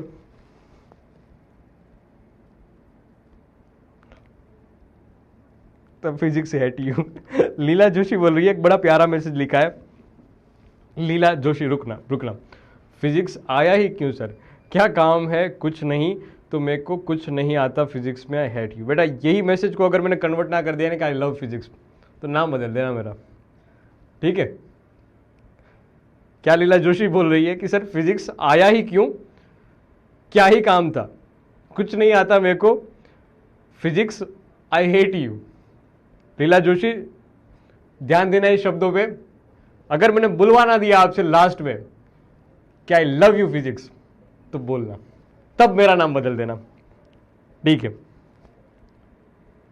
हाँ हाँ, थोड़ा तिरासा बेस भी, ठीक है।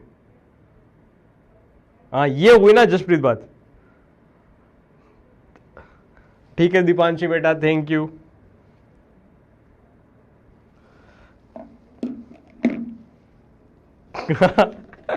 वो बोल रहा है कौन है यार, बड़े मजेदार बच्चे हैं यार, पढ़ना है, बातें मत कराओ। कौन है ये, फारूक डॉक्टर अब्दुल या एबी के लिखा हुआ है। I love physics but hat numericals. 7 बजे तक पढ़ा दो, ठीक है, 2 मिनट में भी सुन लेता हूँ यार, आपकी कुछ अच्छी अच्छी बातें आ रही है। फिजिक्स इज बेस्ट, ठीक है सुमित कुमार, थैंक यू बेटा, लव यू बेटा। आई लव फिजिक्स बट हम डेट रहेंगे, हम डेट रहेंगे हैं, पता नहीं क्या लिखा लेकिन समझ में नहीं आया। Sir how I love physics, आता नहीं कुछ समझ में, मस्त है फिजिक्स, ठीक है। माँ कसम जोशफुल है, वाह। कौन है ये अपने पास, गौरव क्यूट बॉय, क्या बोल रहा है, सर पहले पसंद नहीं पर अब पसंद है, ठीक है। सर टेस्ट कब होगा, जब बेटा चैप्टर खत्म होगा, ठीक है। फिजिक्स दिल से, स्वीटी सिंह बोल रही है दिल से फिजिक्स।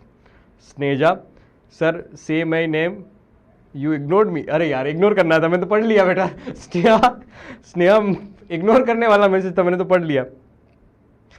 द इंडियन रेशर बोल रहा है, अगर सर ने फिजिक्स से प्यार ना करा दिया तो खाना, और अगर नहीं करा पाए तो सर अपनी मूछ मुंडवा देंगे। यार मूछ ही, मूछों पे बात आ गई है इंडियन रेशर, ठीक है। हाउ टू लव फिजिक्स, बेटा प्यार करने की जरूरत नहीं पड़ेगी, प्यार होता जाएगा। करना पड़े तो वो प्यार कैसा, अगर खुद से करना पड़े तो प्यार कैसा। प्यार तो वो होता है ना कि जो बिना कहे या बिना जबरदस्ती कुछ किए हो जाता है, वो हो जाता है, करना नहीं पड़ता है। विकास शर्मा बोल रहा है फिजिक्स आती है पर ज्यादा नहीं, ज्यादा मैं करवा दूंगा, ठीक है। बदमोश, मजा आ रहा है। जसप्रीत सर जी मेरा नाम भी ले लो प्लीज, अरे जसमीत ले लिया आपका नाम। निखिल जी बोल रहा है टाइम जा रहा है। सर जेई का भी प्रेशर है बेटा, इसी प्रेशर के साथ आप आगे बढ़ना होगा। देख एक बात है ना, हमेशा याद रखना कि जीवन मिला है तो प्रेशर भी मिलेगा, साथ साथ समस्याएं भी जीवन में आएगी आएगी। अगर तुम मान के चल रहे हो कि 2 साल बहुत मजे करेंगे, तो मजे आपको इसी के साथ करने होंगे, पढ़ते पढ़ते ही मजे होंगे। तुम्हारा जीवन ऐसा होगा कि सुबह तुमने स्कूल गया, शाम को वापस ट्यूशन क्लास किए, ट्यूशन क्लास में भी मैंने कुछ होमवर्क दे दिया, स्कूल का भी होमवर्क दे दिया। अब पूरा साइकिल ऐसे चल रहा है कि आपको टाइम ही नहीं मिल रहा है पढ़ने में ही, आपके दिन का अधिकतर समय है वो पढ़ने में ही जा रहा है। लेकिन इसी एक शेड्यूल टाइट वाले टाइम में भी आपको खुद के लिए टाइम निकालना होगा, और इसी में आपको मजे ढूंढने होंगे बेटा। अलग से कोई ऐसा आपको नहीं बोलेगा भगवान आके कि बेटा लो अब तू मजे ही मजे कर, तूने पढ़ाई बहुत कर ली, नहीं बेटा, थोड़ा थोड़ा मजा आपको खुद से निकालना पड़ेगा।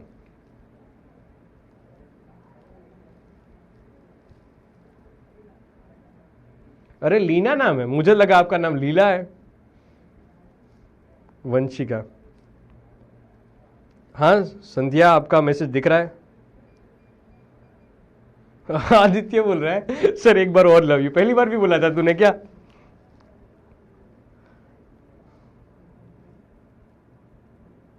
हाँ स्वीटी सिंह अब समझे हैं, देख बीच बीच में एंटरटेनमेंट होना चाहिए। सर डेट फिजिक्स, ये नहीं समझ पाया मैं क्या बोलना चाहते हो आप। हाँ सुन लिया बेटा। धनु सर आप पढ़ाओ, प्रैक्टिस करते करते ही आ ही जाएगा। हाँ वही तो बात है रिया, देख ये माइंडसेट होना चाहिए, ये पॉजिटिव एटीट्यूड होना चाहिए। वाह रिया जी। देव बंसल करवाएंगे, जेई के क्वेश्चन भी करवाएंगे बेटा, थोड़ा टाइम ले लो। क्या फिजिक्स रिप्लेस आ सकती है? मैं तो कभी जबरदस्ती नहीं करता हूं, अगर तुम नहीं पढ़ना चाहते हो फिजिक्स तो चले जाओ यार, रिकॉर्डेड है। नहीं ध्रुवित बेटा, फिजिक्स डीपीपी शो नहीं होती। डीपीपी शो हो जाएगी बेटा, प्यार से ओपन किया करो। तुम अच्छे मन से ओपन नहीं कर रहे होंगे, दिल से ओपन करो।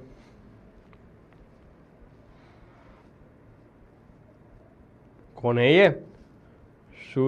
Subrat continue please. ठीक है, आई एम केसाब नाम भी डराना यार। फिजिक्स इज इमोशन, ठीक है, फिजिक्स ओपी। अरे वाह, ठीक है। अब आते हैं भाई अपने काम की बात पे वापस। अब आए अपने काम की बात पे वापस, ठीक है।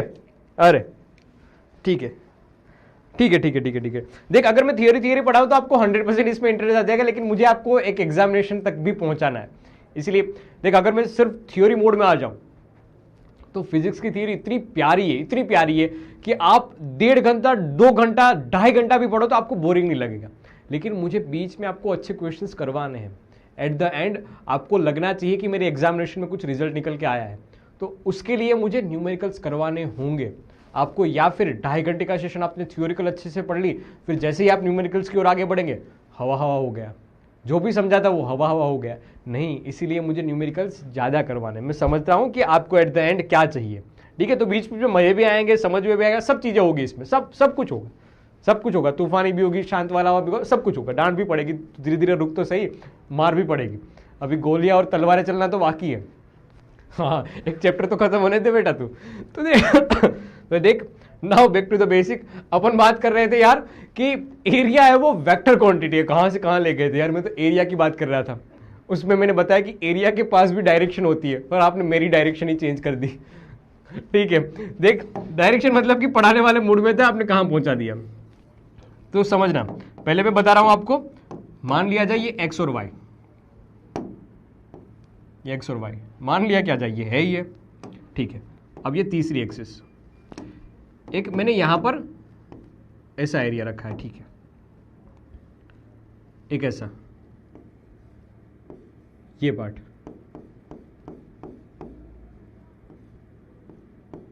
ठीक है, एक बक्सा रखा हमने, ठीक है। ये एक्स, ये वाई और ये जेड। इसका भी इस एरिया को लिखने का तरीका बस यही है कि ये लिखा ए, ये लिखा बी, तो एरिया ऐसे ही लिखा जाएगा ए इंटू बी। लेकिन इसकी डायरेक्शन क्या लिखी जाएगी, तो डायरेक्शन इसके सरफेस से परपेंडिकुलर, या तो बाहर निकलती हुई डायरेक्शन में या अंदर घुसती हुई डायरेक्शन में। तो अगर इसकी डायरेक्शन की बात करूं तो या तो सर के कैप में आएगी या माइनस के कैप में आएगी। ओपन सरफेस के लिए दोनों ले सकते हो, ये open surface, open surface, open surface के लिए दोनों। ओपन सरफेस के लिए या तो बाहर निकलती हुई, ये यहां से जेड की डायरेक्शन में बाहर निकलती हुई, या अंदर घुसती हुई, तो दोनों में आ सकता है। के कैप यानी कि बाहर निकलती हुई, एरिया वेक्टर ऐसे बाहर निकल रहा है, और माइनस के कैप यानी कि अंदर घुस रहा है। माइनस के कैप मतलब कि अंदर घुस रहा है, तो दोनों डायरेक्शन आप ले सकते हो, या अंदर घुस रहा है या बाहर निकल रहा है, दोनों आप ले सकते हो।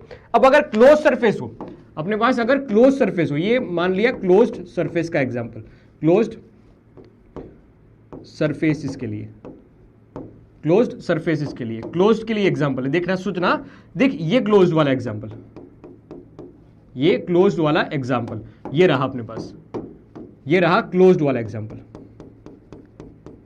इसका एरिया वेक्टर, एरिया लिखने का तरीका तो वही है, लेकिन एरिया वेक्टर कैसा होगा, आउटसाइड द बॉडी, बॉडी के आउटसाइड, ये एरिया वेक्टर की डायरेक्शन होगी, ये एरिया वेक्टर की डायरेक्शन होगी। सेम बात यहां पर भी, सेम बात यहां पर भी, ये देख इसका एरिया वेक्टर, देखना साथ साथ ड्रॉ करते जाना।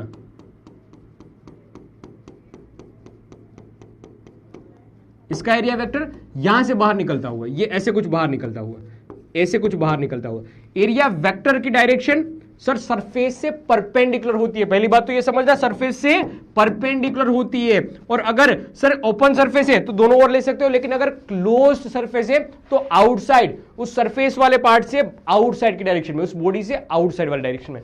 तो तो area vector for a surface defined as a vector with a magnitude same, magnitude जो हमने सीखा था वही, लेकिन सर उसकी direction outward, outward and normal to the surface. ये काम की बात, ये काम की बात, ये जो अंडरलाइन की है वो काम की बात, अंडरलाइन की है वो काम की बात है। एक बात मुझे बताओ, क्या आपको डॉट प्रोडक्ट के बारे में इंफॉर्मेशन है? डॉट प्रोडक्ट किसको कहते हैं? डॉट प्रोडक्ट करना आता है क्या आपको? Dot product, dot product, dot product, dot product. Vector के बारे में इंफॉर्मेशन है तो बहुत अच्छी बात है, नहीं है तो याद रखना। डॉट प्रोडक्ट के बारे में हल्की फुल्की बात बता देता हूं। डॉट प्रोडक्ट, ठीक है, क्या होता है डॉट प्रोडक्ट? एक लिखा मैंने a is equal to x i cap plus a y j cap plus किया मैंने a z k cap. Same बात यहां पर b vector is equal to b x i cap plus b y j cap plus b z k cap. अब अगर किसी ने पूछ लिया कि ए क्रॉस बी करो या ए डॉट बी करो, ए डॉट बी करो, a dot b, a vector dot b vector, तो याद रखना एक्स एक्स वाले के साथ प्लस वाई वाई वाले के साथ वाई वाले का मल्टीप्लीकेशन होगा और जेड जेड वाले का मल्टीप्लीकेशन होगा और जेड जेड वाले का मल्टीप्लीकेशन होगा। ये लिखा हमने बी जेड, ठीक है। इसका एक अच्छा सा एग्जांपल अपन ले सकते हैं। A vector is equal to 5 i cap plus 3 j cap, B vector is equal to 3 i cap minus में जे केप। बताओ इसका डॉट प्रोडक्ट क्या होगा? तो a dot b that is equal to, देखना 5 और 3, 5 3 15, ये 15 प्लस करके 3 और -1, यहां कुछ नहीं है तो -1 होगा ना, 1 होगा ना, तो 3 और -1 तो हो जाएगा -3। सिंप्लीफाई किया, ये आ जाएगा 12, ठीक है। अब यूनिट जो भी होगा वो पीछे लगा देंगे, इसका यूनिट के बारे में हमें पता नहीं है, लेकिन जो भी होगा यूनिट लगा देंगे। 1 मिनट सर, ये तो वेक्टर क्वांटिटी थी और आपको जो रिजल्ट मिला है वो तो सिर्फ और सिर्फ ये मिला है। इसका मतलब कि इसका जो रिजल्टन होगा वो, इसका जो रिजल्टन होगा वो आर वेक्टर नहीं होगा, वो स्केलर होगा, वो स्केलर होगा, उसकी कोई डायरेक्शन नहीं होगी, उसकी कोई डायरेक्शन नहीं होगी। साथ साथ लिखना है तो ये भी याद रख लेना, आई डॉट आई करते हैं ना हम तो 1 हो जाता है, सेम जे डॉट जे करते हैं ना तो 1 हो जाता है, सेम के डॉट के करते हैं ना तब 1 हो जाता है। ये काम की बात, ये काम की बात, ठीक है। लिख लो एक बार अच्छे से, इसको लिख लो, काम की बात है, ये काम की बात है। लो लिखो। हाँ, अरे प्रकृति जी ने बहुत सही बताया। आदित्य जी, इसी दोनों के बीच की दूरी को मैं कम करने आया हूं। बोल रहा है न्यूमेरिकल से नफरत है मुझे, आदित्य जी बोल रहे हैं, और थियोरी से प्यार है। क्या बोल रहा है? न्यूमेरिकल से नफरत है और थियोरी से प्यार है। बेटा इसी दूरी को कम करने के लिए मैं आया हूं, ठीक है। लो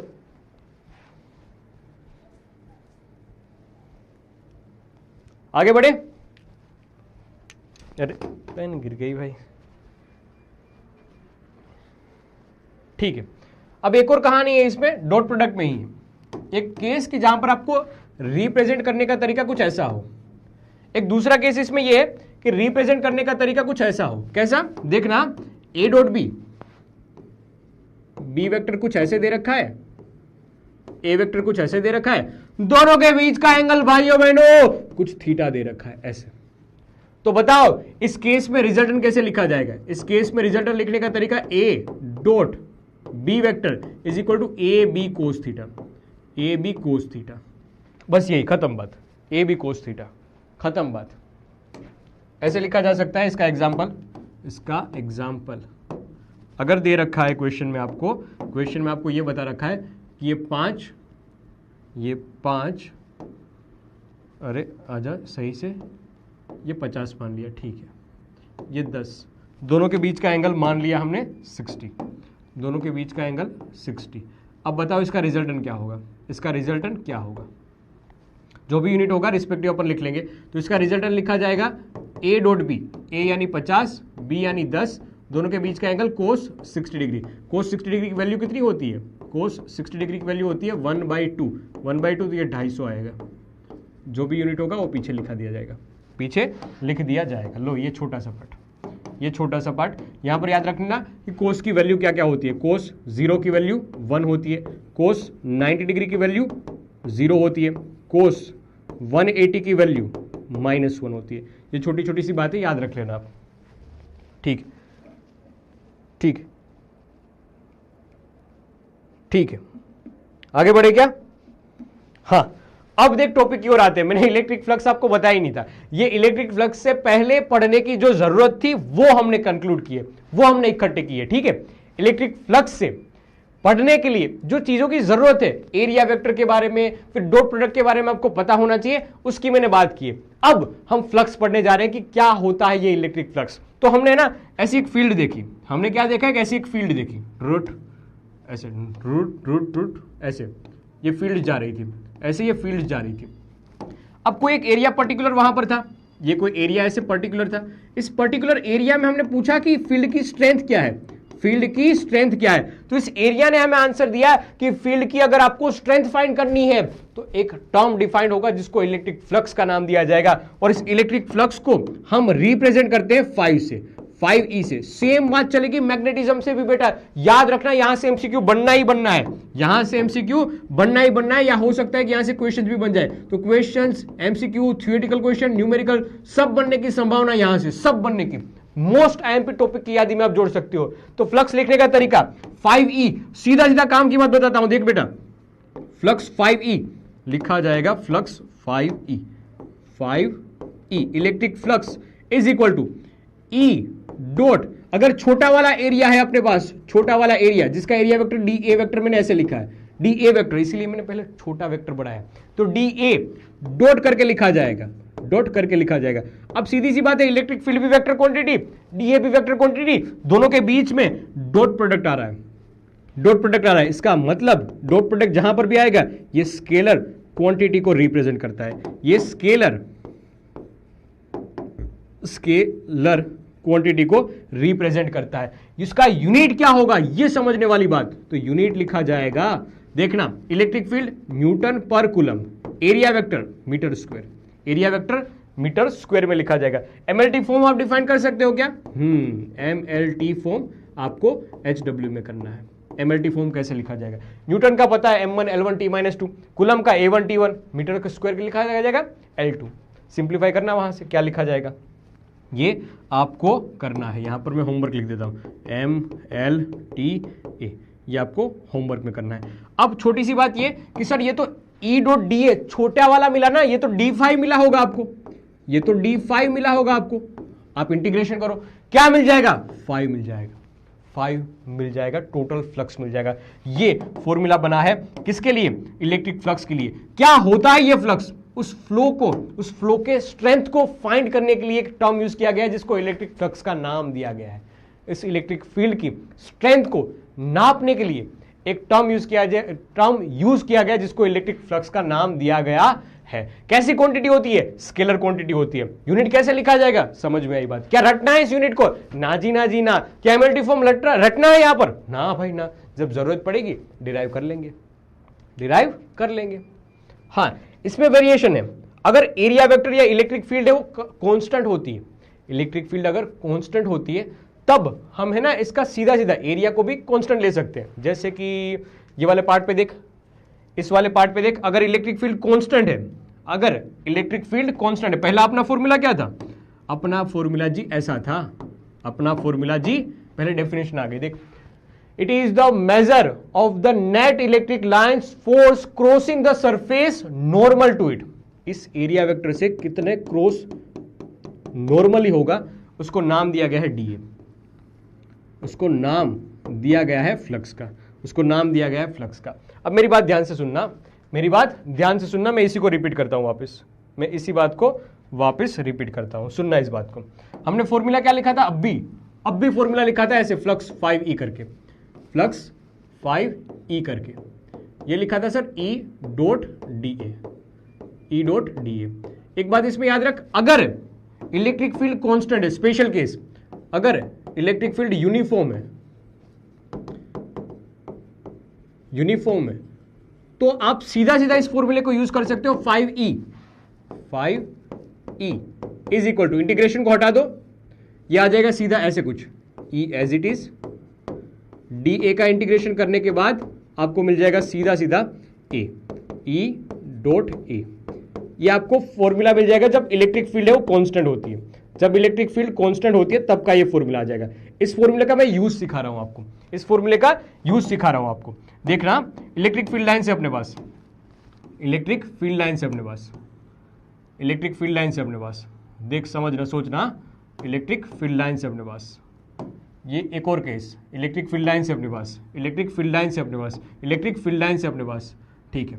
ये यूनिफॉर्म इलेक्ट्रिक फील्ड है, क्या है ये? यूनिफॉर्म इलेक्ट्रिक फील्ड है, यूनिफॉर्म इलेक्ट्रिक फील्ड है, यूनिफॉर्म इलेक्ट्रिक फील्ड है।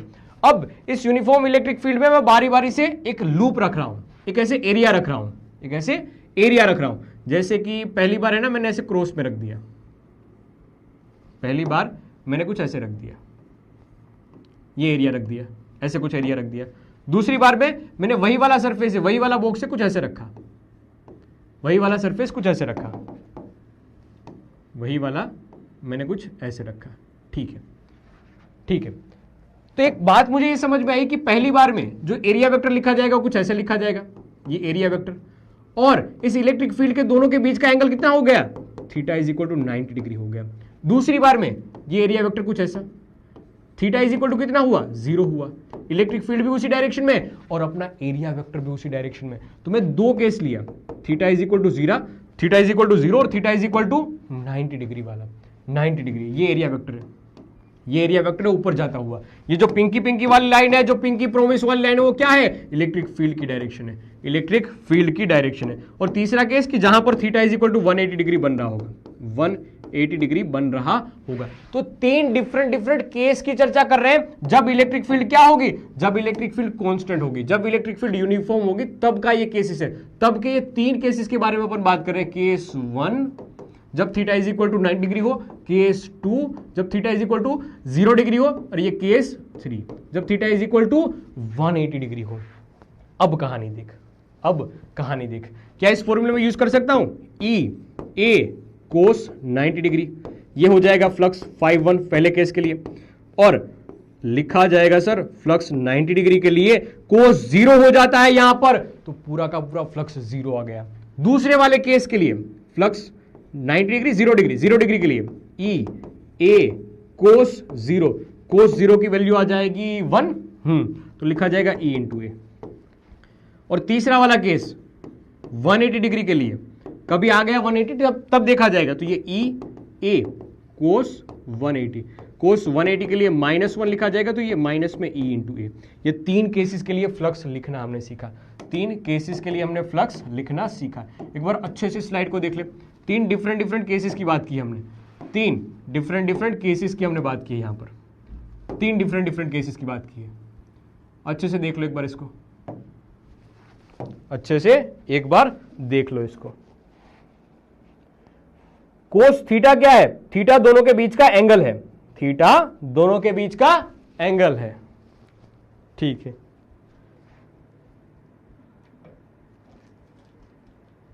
आगे बढ़े क्या?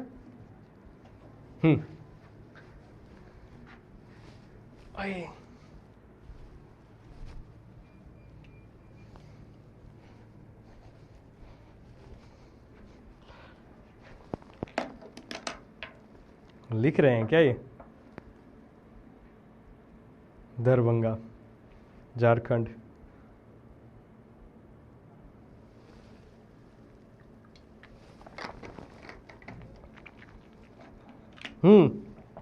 इसके बाद वाला चैप्टर आएगा इलेक्ट्रिक पोटेंशियल। बस अब एक दो क्वेश्चन बचे हैं। ये डेफिनेशन लिख के लाया था लेकिन मजा नहीं आया इसमें कि क्या होता है sir. It is the measure of net electric lines, electric field lines of force crossing a surface normal to it. मतलब नॉर्मल जो 90 डिग्री से पास होगा ना वही कैलकुलेट में लिया जाएगा। देख ये 90 डिग्री से पास हो रहा है ना तो वही कैलकुलेशन में लिया जाएगा, 90 डिग्री से पास हो रहा है ना तो वही कैलकुलेशन में लिखा जाएगा, ठीक है। वही कैलकुलेशन में नॉर्मल जो फील्ड लाइंस पास होगी ना वही कैलकुलेट की जाती है। ये वाला खास केस है, ये वाला खास केस है, स्पेशल केसेस, ये 3 स्पेशल केसेस है, उसमें से लिया गया है। ठीक है, देख लिख के लाया था, ये पूछा जाए 2 मार्क्स में इलेक्ट्रिक फ्लक्स के बारे में तो, लेकिन ज्यादातर इस पे न्यूमेरिकल पूछे जाते हैं। पहला न्यूमेरिकल आपके सामने देखना एक बार कि इलेक्ट्रिक फील्ड लाइंस हमें दे रखी है, E is equal to 8 I cap, 8 I cap, फिर 4 J केप और 3 K केप।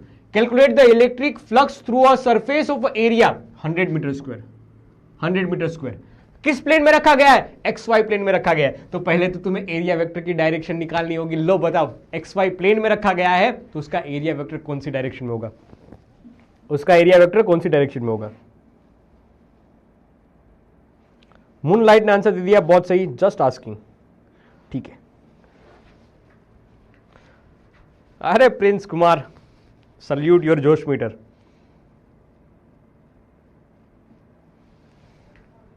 हाँ 100, धृति जी ने सही आंसर दिया है। तो अगर XY प्लेन में है, पहला ही मैंने बता दिया था, इसका एरिया कौन सी डायरेक्शन में आएगा? 100 K केप, ऐसा लिखा जाएगा, 100 K केप मीटर स्क्वायर। अब इलेक्ट्रिक फील्ड की वैल्यू तो हमें पहले से पता है क्वेश्चन में, इलेक्ट्रिक फील्ड E वेक्टर यानी आ जाएगा 8 I केप प्लस करके 4 J केप प्लस करके 3 K केप, ये न्यूटन पर कूलम। और हमें निकालना क्या है? Electric flux E dot A, E dot A, दोनों के बीच का डॉट प्रोडक्ट भाई जी, दोनों के बीच का डॉट प्रोडक्ट। तो यहां पर तो I है ही नहीं, J भी है ही नहीं, तो पहले दोनों के लिए 0 प्लस 0 और तीसरे वाले के लिखा जाएगा 3 इंटू 100, 3 इंटू 100 लिखा जाएगा। तो मेरे ख्याल से 300 आंसर आ जाएगा, 300, वो भी यूनिट ऐसा होगा, न्यूटन मीटर स्क्वायर पर कूलम, पर कूलम। तन्नू जी आपको कुछ इग्नोर नहीं कर रहे बेटा।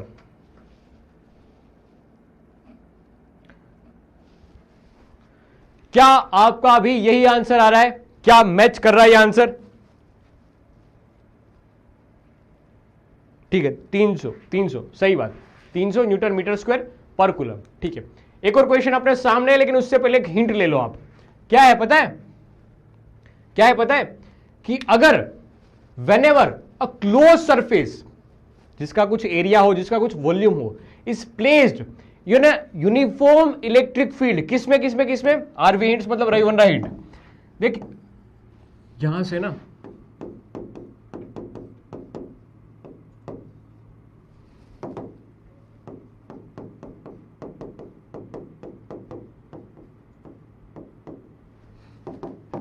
ई टेढ़ा हो गया, CUT MCQs आ सकते हैं।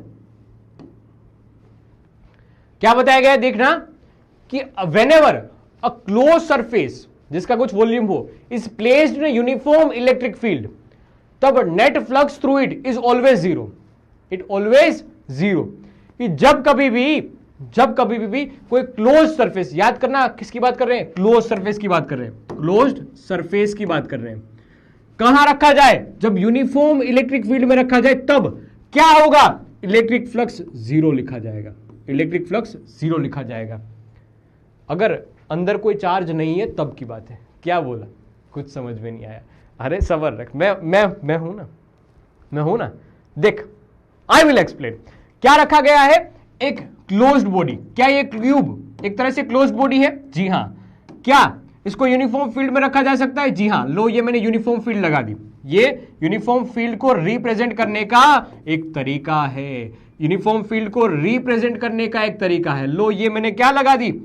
यूनिफॉर्म इलेक्ट्रिक फील्ड लगा दी। लिख देता हूं यहां पर, ये क्या है? यूनिफॉर्म इलेक्ट्रिक फील्ड, जिसकी वैल्यू है E। ठीक है, क्या ये क्लोज लूप है अपने पास? क्या ये क्लोज सरफेस है अपने पास? ये जो येलो येलो वाला है वो? हां जी, ठीक है। अब नॉर्मली जो पास होगी, उन्होंने बोला कि फ्लक्स जीरो होगा, नेट फ्लक्स जीरो होगा। ठीक है, कैलकुलेट करते हैं। पहले तो फ्लक्स कौन सी दो सरफेस के लिए मिलेगा वो कैलकुलेट करो। तो तुम्हें समझ में ये आना चाहिए बेटा कि जो नॉर्मली पास हो रहा होगा, ये सरफेस के लिए नॉर्मली पास हो रहा है, इस सरफेस के लिए ही सिर्फ और सिर्फ नॉर्मली पास हो रहे हैं इलेक्ट्रिक फील्ड लाइंस, तो इस सरफेस के लिए कुछ फ्लक्स मिलेगा। दूसरी बात, दूसरी बात, ये सरफेस देख, पहली वाली सरफेस, यहां से कुछ इलेक्ट्रिक फील्ड लाइंस पास हो रही है, यहां से कुछ इलेक्ट्रिक फील्ड लाइंस पास हो रही है, मतलब ये सरफेस भी काम का है अपने लिए कि जहां से इलेक्ट्रिक फील्ड लाइंस नॉर्मली पास हो रही है, नॉर्मली 90 डिग्री पे ये पास हो रही है। मतलब जो भी फ्लक्स मिलेगा वो इन दो सरफेस पे ही हमें मिलेगा, इन दो सरफेस पे ही हमें फ्लक्स मिलेगा। ठीक है जी, इन दो सरफेस पे मिलेगा। तो क्या मैं लिख सकता हूं पहले वाले के लिए फ्लक्स, एरिया वेक्टर पहले तो लिख लेता हूं, पहले मैं एरिया वेक्टर लिख लेता हूं। इसका एरिया वेक्टर बाहर निकलते हुए डायरेक्शन में ए एस है, ये दूसरे वाले के लिए, पहले वाले के लिए ई एस है। अरे एरिया वेक्टर ना, हाँ ये ए एस है। ठीक है, इलेक्ट्रिक फील्ड की डायरेक्शन क्या है यहां पर, इलेक्ट्रिक फील्ड की डायरेक्शन इसी डायरेक्शन में है। इलेक्ट्रिक फील्ड की डायरेक्शन क्या है यहां पर, इलेक्ट्रिक फील्ड की डायरेक्शन ऐसे अपोजिट है। क्या ये केस हो गया theta is equal to 180 degree वाला, हाँ जी, ये theta is equal to 180 degree वाला। क्या ये केस हो गया theta is equal to 0 degree वाला, जी हाँ। क्या फ्लक्स 1 के लिए लिख सकता हूं माइनस में ई इंटू ए, जी हाँ। क्या फ्लक्स 2 के लिए मैं लिख सकता हूं दूसरे वाले सरफेस के लिए ई इंटू ए, जी हाँ। क्या यहां पर टोटल फ्लक्स लिखा जा सकता है, टोटल हर सरफेस के लिए ऐड करोगे आप, लेकिन ऊपर वाली सरफेस, नीचे वाली सरफेस, इन सभी के लिए 90 डिग्री का एंगल बनेगा तो फ्लक्स 0 ही हो जाएगा।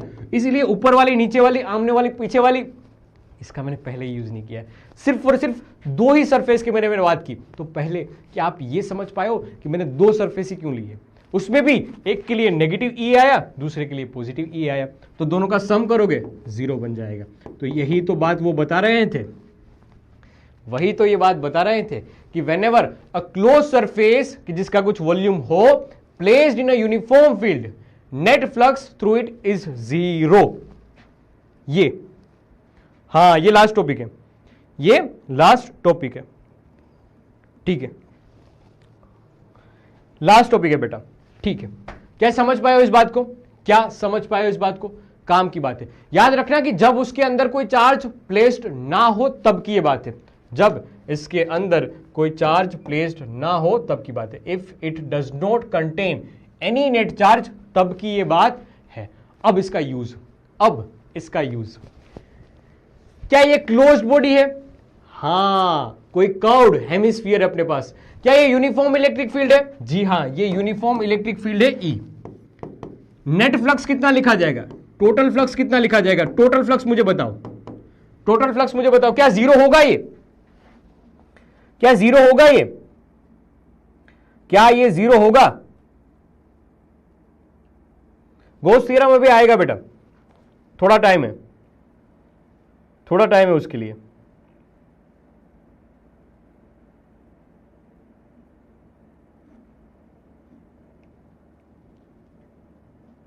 ठीक है, 0 0 0 0।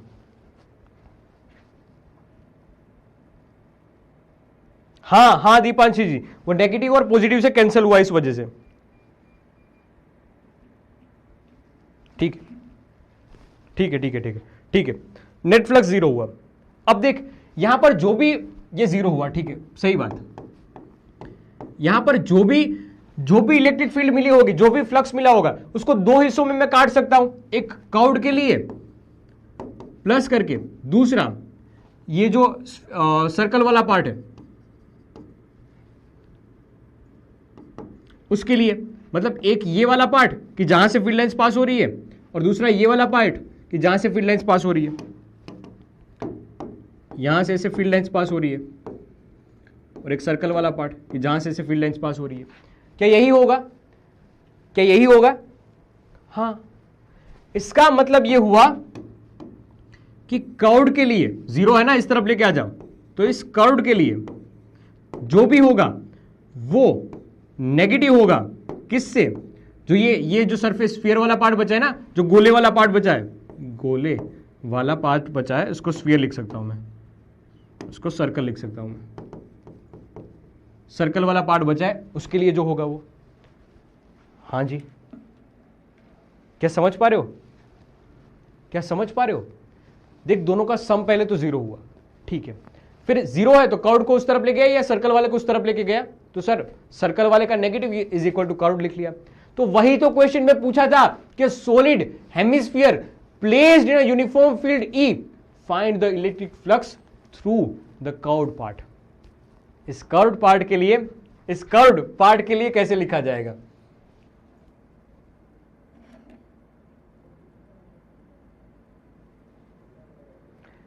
ठीक है, समझ पा रहे हो क्या इतनी बात? समझ पा रहे हो क्या इतनी बात? अरे विकास जी, ऐसे ही अच्छी अच्छी क्लास आपको मिलती रहेगी। लव यू टू बेटा। भाई आरवी हिंट अभी बताई थी ना एक, कि अगर क्लोज सरफेस है तो उसके लिए 0 लिखा जाएगा, अगर यूनिफॉर्म इलेक्ट्रिक फील्ड में रखा गया है तो, यूनिफॉर्म इलेक्ट्रिक फील्ड में रखा गया है तो। क्या समझ पा रहे हो इसको? अब देख सीधी सी बात है, अपने पास एरिया क्या है, अपने पास सर ऐसा एरिया है, ये जिसकी रेडियस हम मान लेते हैं r, और यहां से फील्ड लाइंस पास हो रही है, यहां से फील्ड लाइंस पास हो रही है ई जितनी, तो इसका फ्लक्स लिखा जाएगा flux 5 is equal to E into area, that area is equal to pi r square, that area is equal to pi r square. तो सीधा आंसर अपने पास आ गया माइनस में E into pi r square, that's your answer. यही question में पूछा गया था। कर्व्ड पार्ट के लिए बताओ हमें कि इलेक्ट्रिक फ्लक्स की वैल्यू क्या आएगी, और एक बार ये नीट में पूछा गया क्वेश्चन था, एक बार ये नीट में पूछा गया क्वेश्चन था। ठीक है, क्या समझ में आई ये बात? क्या यहां तक की बात समझ में आई है आपको? अब तक अच्छे से समझ में आ रहा है? अब तक अच्छे से समझ में आ रहा है? ठीक है, तो एक लास्ट क्वेश्चन आपको दे रहा हूं बेटा, ये होमवर्क में आपको करके लाना है, ये होमवर्क में आपको करके लाना है। बताना है इस कोन वाले पार्ट में से, कोन वाले पार्ट के लिए बताया जाए कि एंटर्ड होने वाला इलेक्ट्रिक फ्लक्स कितना होगा। क्या एंटर्ड होने वाला इलेक्ट्रिक फ्लक्स क्या होगा, कितना होगा, वो आपको फाइंड करना है। ये आपका होमवर्क का क्वेश्चन रहेगा। गो स्लो, अगले सेशन में देखा जाएगा। यहां तक की बात रखते हैं। आज तक का काम कितना हुआ? तो आज हमने है ना बस छोटी छोटी बातें पढ़ी है। किसके बारे में? एक इलेक्ट्रिक फ्लक्स के बारे में, दूसरा हमने पढ़ा है चार्ज डिस्ट्रीब्यूशन के बारे में, चार्ज डिस्ट्रीब्यूशन के बारे में ये पढ़ा है। ठीक है, जहां पर लैम्बडा की कहानी आई, जहां पर सिग्मा की कहानी है, और जहां पर रो की कहानी है। इसके ऊपर हमने क्वेश्चंस भी किए थे, इसके ऊपर हमने क्वेश्चंस भी किए थे। और दूसरा पार्ट हमने इलेक्ट्रिक फ्लक्स के बारे में पढ़ा है। यहां पर हमने एरिया वेक्टर पढ़ा है, एरिया वेक्टर पढ़ा है। दूसरी बात हमने यहां पर डॉट प्रोडक्ट पढ़ा है, डॉट प्रोडक्ट पढ़े हैं, और कुछ क्वेश्चंस लगाए हैं, कुछ यहां पर क्वेश्चंस किए। तो यही था आज की सेशन की कहानी। अगले सेशन में मिलेंगे, तब इलेक्ट्रिक फ्लक्स के बारे में चर्चा करेंगे, वापस एक दो क्वेश्चंस लगाएंगे, और गोस लॉ थ्योरम, गोस थ्योरम क्या कहता है, उसकी एप्लीकेशंस क्या होगी, उसके बारे में भी चर्चा करेंगे। तब तक के लिए आज के क्लास को रिवाइज करो अच्छे से। नोट्स जो भी आपकी बाकी रह गई है, इस सेशन के बाद 10 मिनट के बाद ऐप पे वापस आना, नोट वाले सेक्शन पे जाना, नोट्स वाले सेक्शन पे जाना, वहां से नोट्स देखना। जो भी आपका पार्ट लिखने का काम बाकी रह गया है उसको लिख लेना। जो आज के क्लास में क्वेश्चंस करवाए गए, न्यूमेरिकल्स खास करके करवाए गए, उसको अच्छे से रिवाइज करना है बेटा, लिखना है उसको, खुद से कोशिश करनी है। ठीक।